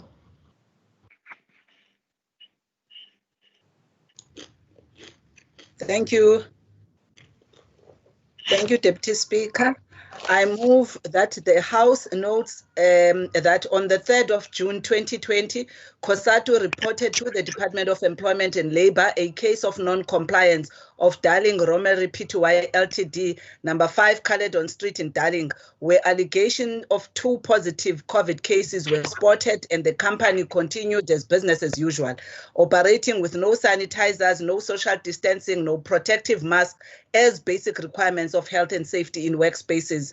Notes further that following its investigation on 4th June 2020, the Department of Employment and Labour found non-compliance and served the Darling Romery with enforcement notices and calls on the Provincial Department of Economic Development and Tourism to direct its efforts towards enforcing compliance of health and safety, including its guidelines for workspaces in its drive of opening the economy that must include protecting lives of the vulnerable workers from reckless behavior of companies and set clear targets for industry in flattening the curve. I so move. Thank you. Notice, are there any motions, objections to the motion being moved without notice? Objection. Please There is WhatsApp an the National objection. Minister. There are objections. The motion would be printed on the order paper. And Honourable Member Nkondlo, there was a bit long, close to a statement. We move over to Honourable Philander. Thank you, Deputy Speaker. I move without notice that this House extends its deepest condolences to the family and loved ones of Naledi Pandingao and Tshegofatse Pule. Speaker, Naledi was brutally murdered on Saturday whilst attending a cultural function near Mossel Bay. Tshegofatse, who was pregnant, was stabbed and hanged in a field in Gauteng. Deputy Speaker, whilst fighting the pandemic, we are still fighting the scourge of gender-based violence and femicide. Deputy Speaker, can the men of this country please stand up? As we women know each other who are raped and attacked, you should know these men that are torturing and killing us. Deputy Speaker, I condemn these acts in the strongest terms and hope that in a time where a nation is facing many adversities, we do not have to deal for fearing our lives, and that the law enforcement agencies will swiftly and harshly deal with these perpetrators accordingly. Deputy Speaker, these grave injustices and criminal activities tear apart our communities and families. It can simply not be the case as we intend to forget until the next time. May the souls of Naledi and Tshegofatse and that of an unborn child rest in peace as our thoughts and prayers go out to their loved ones. I so move. Are there any objections to the motion being moved without notice? No objections. Motion agreed to. Honourable Philander, it's also a bit long. I think we need to work on the difference between statements and motions without being any disrespectful to the content of any motion, but we need to keep our motions without notice shorter. Honourable Nkondlo, over to you again.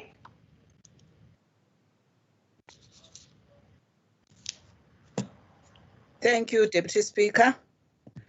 I move without notice that the House notes and call for the provincial government to prioritize economic recovery in the declared hotspots area to include rapid and urgent interventions of the pre-existing socio-economic conditions that subject these communities to poverty, unemployment, and deep levels of underdevelopment. I so move. Thank you very much. Are there any objections to the motion being moved without notice? No objections. Motion agreed to. Honourable Maseko. Thank you very much, Deputy Speaker. Deputy Speaker, on behalf of Democratic Alliance, I move without notice that this House sends its sincerest condolences to the family of the late Nontsikelelo Diasi, resident and beneficiary of the Boys Town project. Nontsikelelo was gunned down on the 27th May 2020, and it is alleged that her death is linked to her role as community liaison officer in the project. I hereby express our condolences and wish Nontsikelelo family and friends comfort and strength during this difficult period. I so move. Thank you very much. Are there any objections to the motion being moved without notice? No objections? Agreed to. Honourable Nkondlo.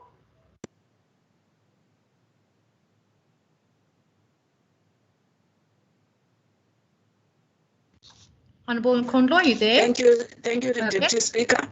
I move without notice that the House calls on the Premier to attend and engage employees. Yes, can you hear me? I can hear you. You may go ahead. Can you hear me? I can hear you. Okay. Okay, thank you, Deputy Speaker. I move without notice that... Go ahead. Can I proceed? Yes, Okay. I just didn't hear you, so if you can read it.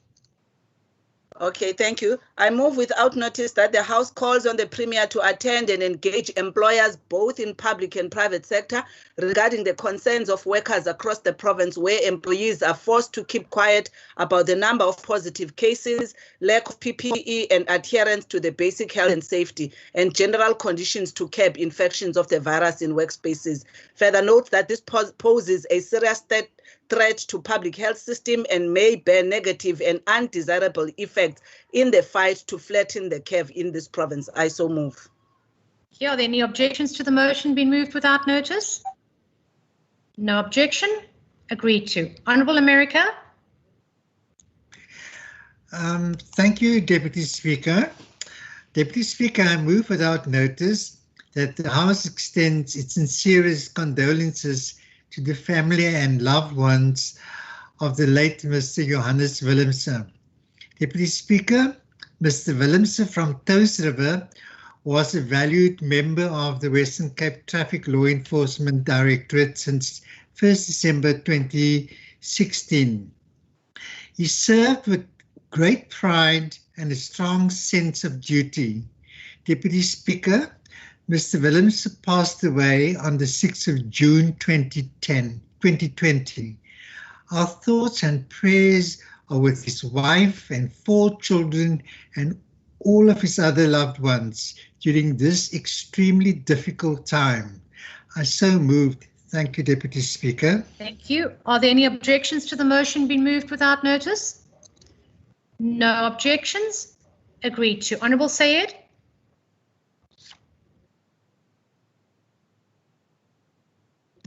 Honourable Deputy Speaker, I move without notice that the House notes the Settlers High School principal, Mrs. Shireen Ghali, who tested positive for COVID-19, is now treated, whilst the Kastelsvlei High head teacher, Mr. Ronald Bantam, has also contracted the dreaded virus and spent 13 days in ICU, and that the House wishes them a speedy and full recovery. I so move.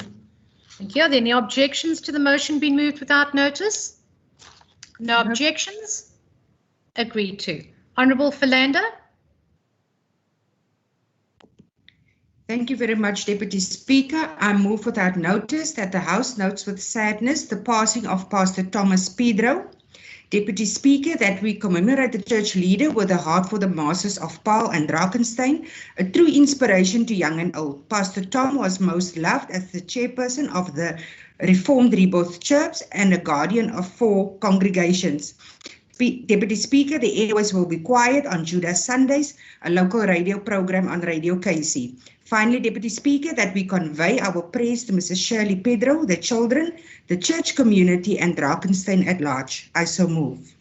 Thank you. Are there any objections to the motion being moved without notice? No objections. Agreed to. Honourable Sayed.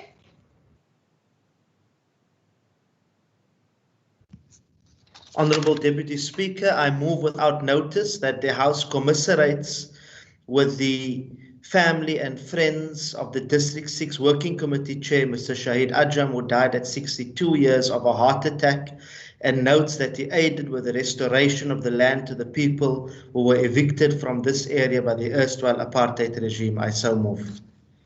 Thank you. Are there any objections to the motion being moved without notice? No objection. Agreed to. Honourable van der Westhuizen.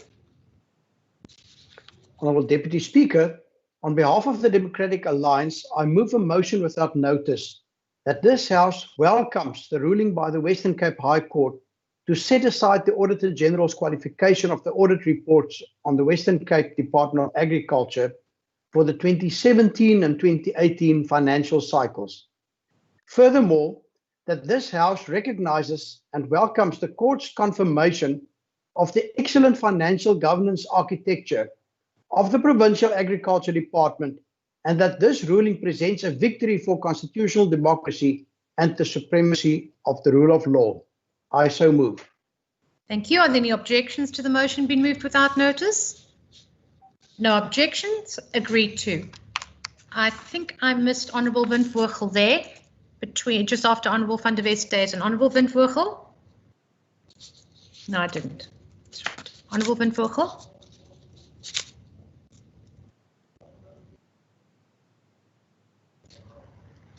Is Honourable Van Vogel here?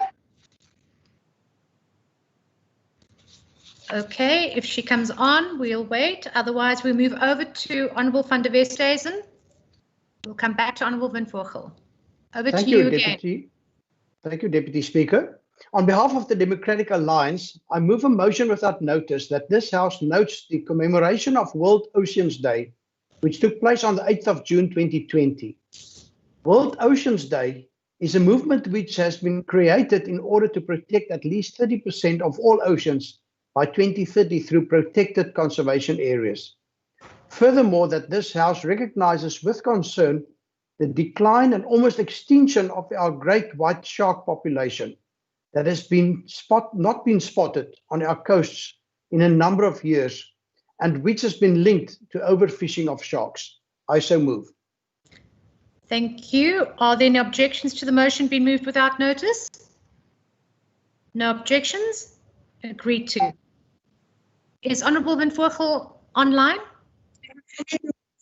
Yes, thank you, Deputy Speaker. I move without notice. Can you hear me, Deputy Speaker? Yes, I can. Okay, I move without notice that the House notes 2,483 new COVID-19 cases were yesterday reported in South Africa, with 48 more related there. 37 in the Western Cape, 9 in the Eastern Cape, and 2 from KwaZulu-Natal. I thank you, Deputy Speaker. Thank you. Are there any objections to the motion being moved without notice? No objections? Agreed to. Honourable Lecker.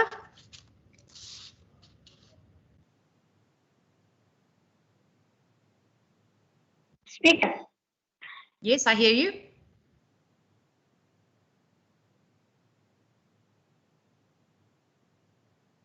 I did hear you. Honourable Lecker, are you there?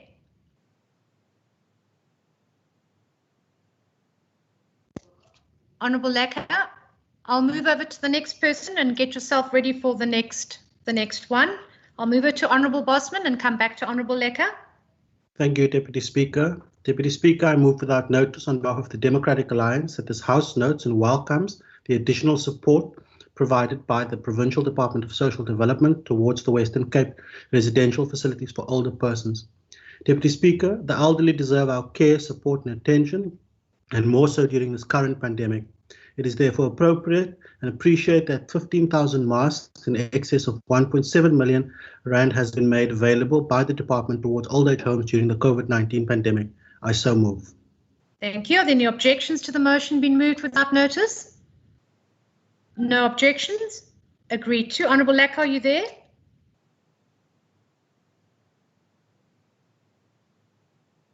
We'll come back to Honourable Lecker. Honourable Van Vogel.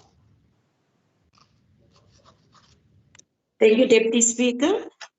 I move without notice that the House notes President Cyril Ramaphosa in a senior cabinet deputation visited the Western Cape last week and that he was concerned with the highest number of COVID-19 patients in the Western Cape, namely 2/3 and 3/4 of deaths coming from this province, and that it might not have enough beds in emergency hospitals, reckoned even in the CTICC to deal with the disease. I thank you, Speaker. Deputy Speaker. Thank you. Are there any objections to the motion being moved without notice? No objections? Agreed to. Honourable Lecker? Okay, Honourable Lecker, I'm going to leave you to the end if that's okay. Honourable Bosman? Thank you, Deputy Speaker. Deputy Speaker, I move without notice that this House extends a warm welcome to Ms. Christina Nomdo as she recently commenced her role as the first Commissioner for Children in South Africa. Deputy Speaker, this House further notes that the Office of the Children's Commissioner has autonomy to carry out its duties free from any political interference. Further, that it is greatly welcome that Ms. Nomdo has prioritized the mental well-being of our children as they return to school, and that Ms. Nomdo has the full support of the members of this House in the execution of her duties. I so move. Thank you. Are there any objections to the motion being moved without notice? No objections? Agreed to. Honourable Van Vogel? Thank you, Deputy Speaker. I move without notice that the House notes more than 1,700 100 youth in the Western Cape under 20 years old has COVID-19, and of the 140 admitted to hospitals, 33 are still treated there, as admitted last week by the Provincial Department Operational Head, Dr. Karim. I thank you. Thank you. Are there any objections to the motions been moved without notice? No objection. Agreed to Honourable Philander. Thank you, Deputy Speaker. I move that the House notes the opening of the first COVID-19 facility at the CTICC, aptly named as the Hospital of Hope. Deputy Speaker, the Hospital of Hope is now the largest COVID-19 field hospital in Africa and has already admitted its first patients. Furthermore, Deputy Speaker, I move that this House extends its gratitude and best wishes to the doctors, nurses, and medical personnel, as well as non-clinical staff at the facility, noting the great sacrifices they make to help bring hope during this exceptionally challenging time. And finally, Deputy Speaker, that the House wishes speedy and full recovery for all COVID-19 patients at the Hospital of Hope, as well as elsewhere. I so move. Thank you. Are there any objections to the motion be moved without notice? No objections. Agreed to. Honourable Lecker, are you online?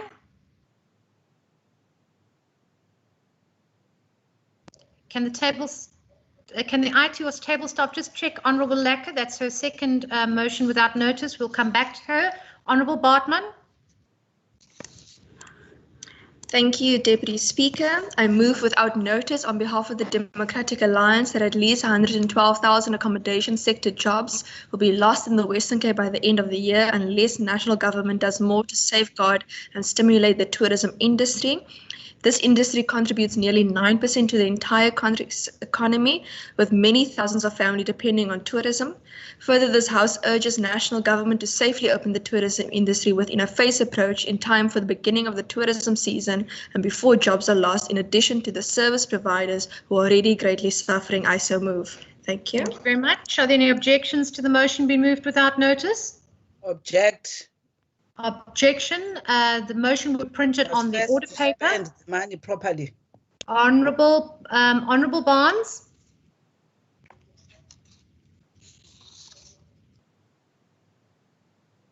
Honourable Barnes, are you there?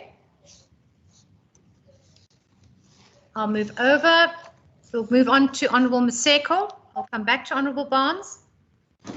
Thank you very much, Deputy Speaker. Deputy Speaker, I move without notice on behalf of Democratic Alliance that this House condemns in the strongest terms the violence, vandalism, intimidation, and any destruction of property at provincial housing projects in Eerste-Rivier. Deputy Speaker, that the House denounces any criminal activity which incites violence and threatens construction teams. I so move. Are there any objections to the motion being moved without notice? No objection. Agreed to. Honourable Vimby. Deputy Speaker. Are you there? Honourable Lecker. Thank you, Deputy Speaker. 1 minute. Just Honourable Vimby, if you can just wait. Honourable Lecker, will you do both your motions, but just do the first one, and then we will move on to you so you catch up where you're supposed to be.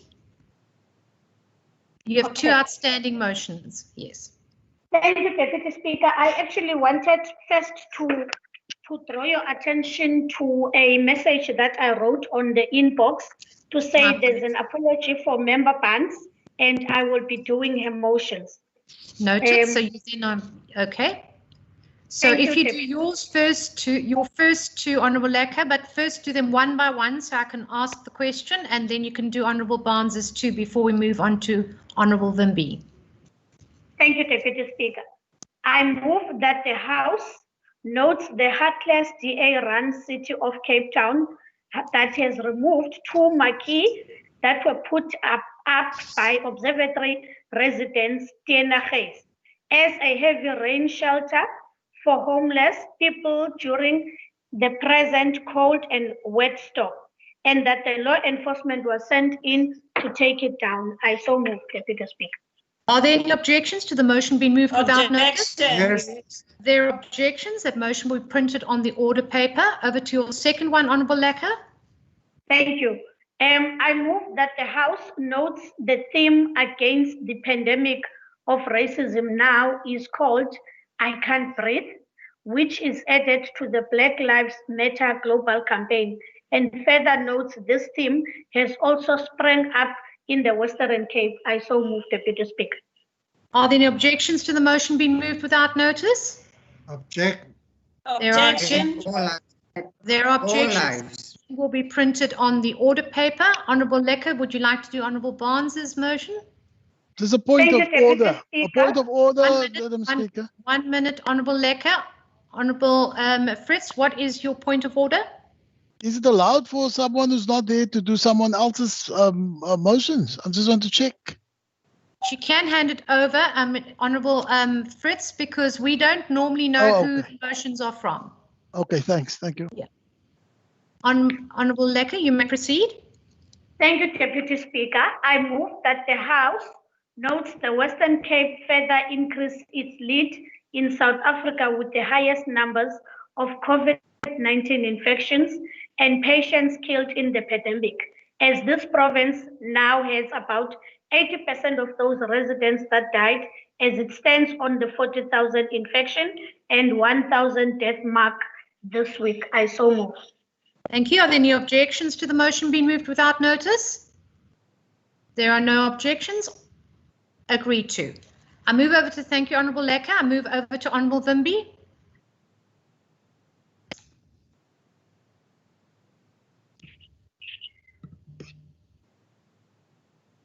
You there, Honourable Vimby? Honourable members, if you can please be ready with your motions. I'll move over to Honourable Bosman.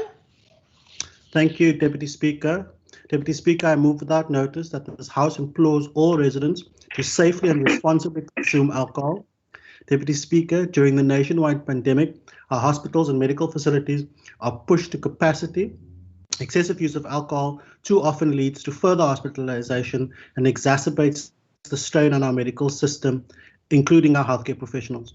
Honourable Deputy Speaker, I move that all members of the House commit themselves to spreading the message of safe alcohol consumption and responsible behaviour as even more critically important during the COVID-19 pandemic. I so move. Thank you. Are there any objections to the motion being moved without notice? No objections? Agreed to. Honourable Kama. Thank you, Deputy Speaker.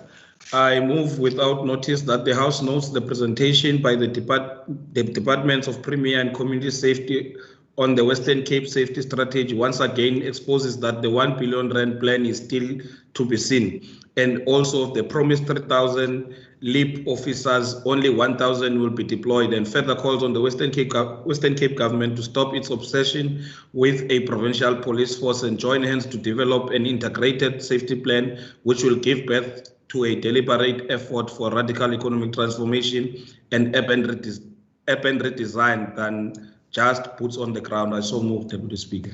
Thank you. Are there any objections to the motion being moved without notice? Yes. Objections are being put on the order paper. Honourable Philander.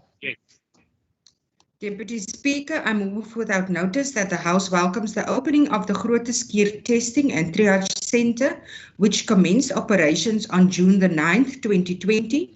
Deputy Speaker, dedicated areas for separate testing, screening and triage is critical for stopping the spread of COVID-19, whilst also allowing health facilities to continue their support for all patients in the safest way possible. Deputy Speaker, furthermore, that the House eagerly anticipates the additional 14 new testing and triage sites in the city of Cape Town, as well as the extra 20 in non-metro regions. I so move. Thank you. Are there any objections to the motion being moved without notice? No objection. Agreed to. Honourable Kama. Thank you, Deputy Speaker. I move a motion without notice that the House notes the Western Cape Safety Plan has yet to deservedly make the fight against gender-based violence a priority in the province, and calls on this provincial government to make serious haste as more killings are recorded almost every day. I so move, Deputy Speaker.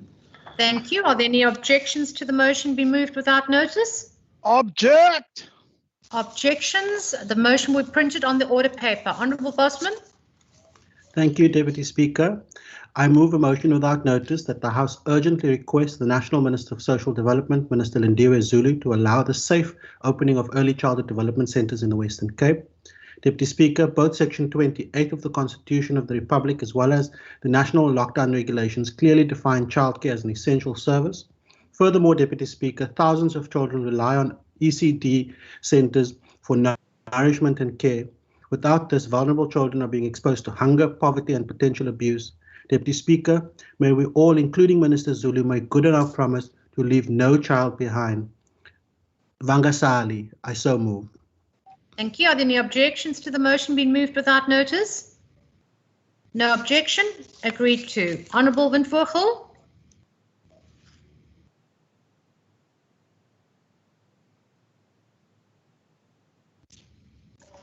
Honourable Windvogel, are you there?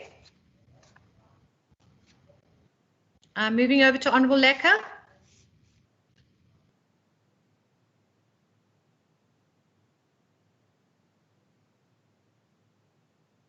Honourable members, you need to have your motions ready. Honourable Barnes.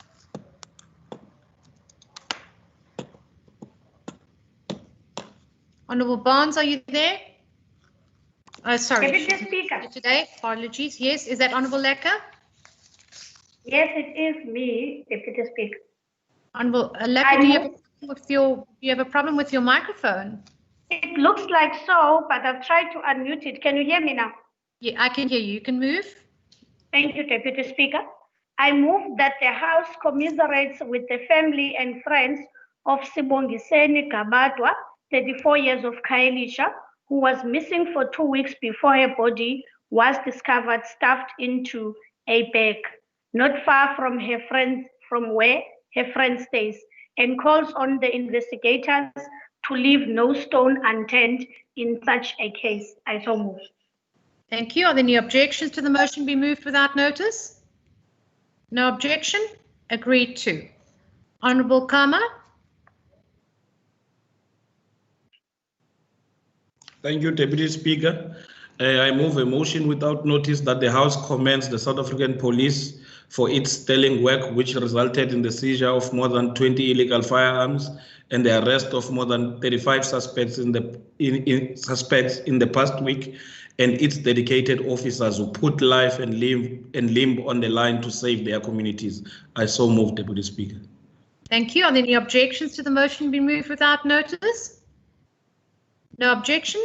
Agreed to. Honourable Sayed. Thank you, Honourable Deputy Speaker. I move without notice that the House notes that the Provincial Education Department has acknowledged that 66 staff members were infected by the coronavirus in the first week since schools reopened and that it affected 32 schools. I so move. Thank you. Are there any objections to the motion? There are objections. The motion will be printed on the order paper. Honourable Kama.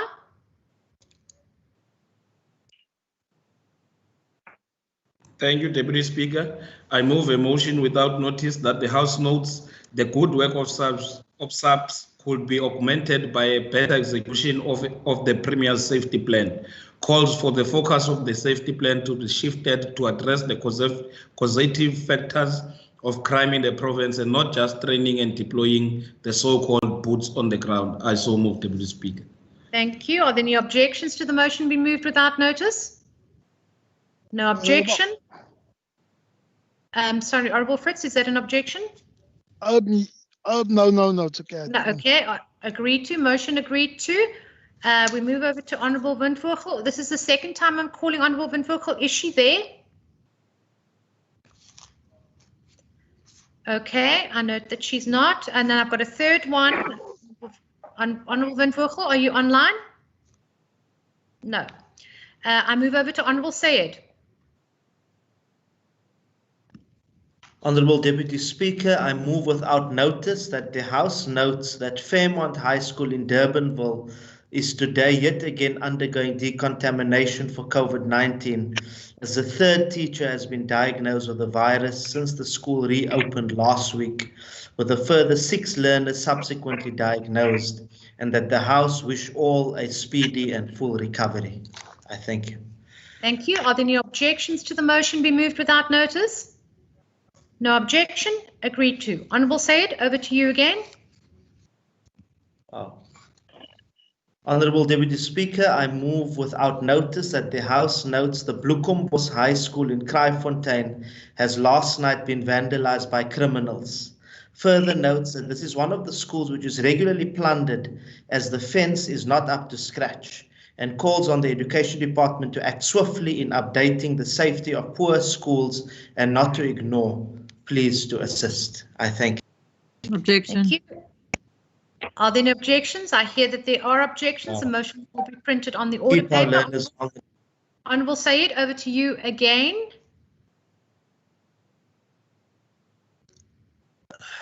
Honourable Deputy Speaker, I move without notice that the House notes Mr. Charles Malchas of Maisile High School, Ms. Sibe Maya of Inkanini Primary School, Ms. Imkhalali Maniano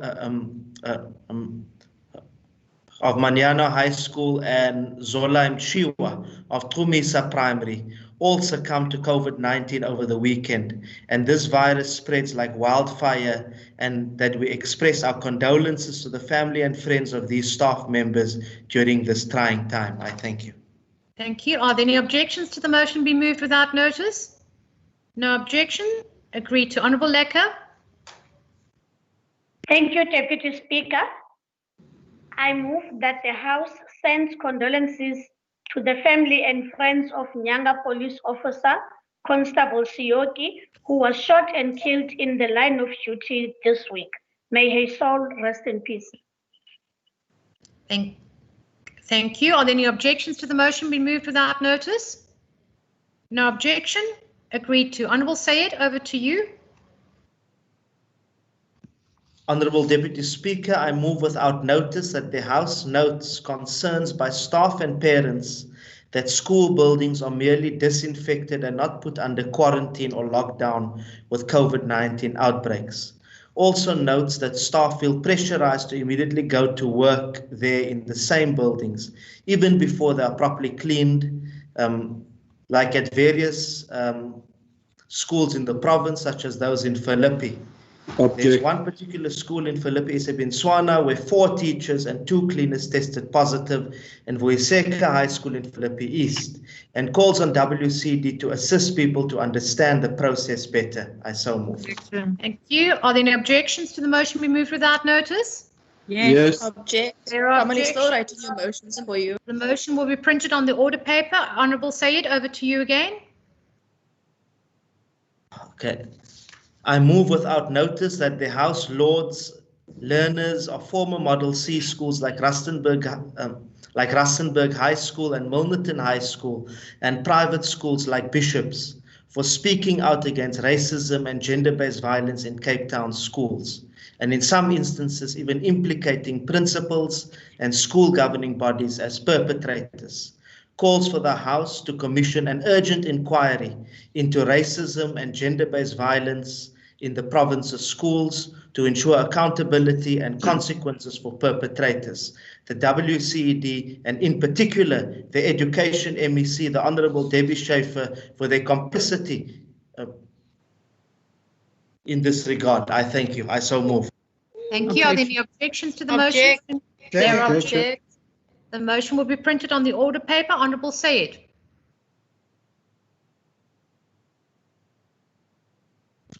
Honourable Deputy Speaker, I move without notice that the House notes a Florida High School teacher in Ravensmead, Mr. Faisal Adam, has lost his life due to COVID-19, and that we express condolences to the family, and that the school as well will lost its 2nd teacher to this pandemic. I so move.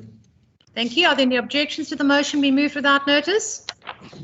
No objection. Agreed to. Honourable Sayed, I think it's your final one. Yes, it's my final one. I move without notice that the House notes the governing body of Lokele Primary School in Khayelitsha closed the school as key components of the health and safety regulations for reopening were not ensured by the department. Notes that the ANC has long been warning of the failure to fix broken fences, not only placing our schools in poor communities at the mercy of criminals, but now during COVID-19 that it compromises the attempts to do proper screening and control of those who enter schools, and calls on WCED to, without delay, fix the broken fences at all schools at risk. I so move. Objection. Thank you. Are there any objections to the motion be moved without notice? Objection. There are objections. The motion will be printed on the order paper. Honourable members, I'm going to ask Honourable Win Vogel, only because usually in the House you could stand up as and when. Honourable Win Vogel, this is your last opportunity to deliver your motions without notice. Otherwise, that will come to the end of that. No? All right. Deputy Speaker. Yes, Honourable Lecker. I have drawn your attention to the fact that earlier I've written on behalf of Member Barnes that I will be delivering emotions. I'm not sure because you did not give me an opportunity. Oh, the second one? Yes, Deputy. Okay, you may do the second one, Honourable Lecker. Thank you, Deputy Speaker. Just give me a second. Oh, God. I'm trying to look for it now. My apologies for the inconvenience. No problem. Deputy Speaker, objection in advance. Honourable Lecker, did you find it? I'm on it now. Give me one more second. Okay. Thank you, Deputy Speaker. I move without notice that the House notice that there was, my goodness, where is this one? I move that the House welcomes the deployment of nurses and medical care professionals from Gauteng to assist the people of the Western Cape during the COVID-19 disaster. I so move. Are there any objections to the motion being moved without notice? No objection? Agreed to. Honourable members, that concludes motions without notice. That also concludes the business of the day. The House is adjourned and the Secretary will now end the meeting. Thank you, Deputy Speaker.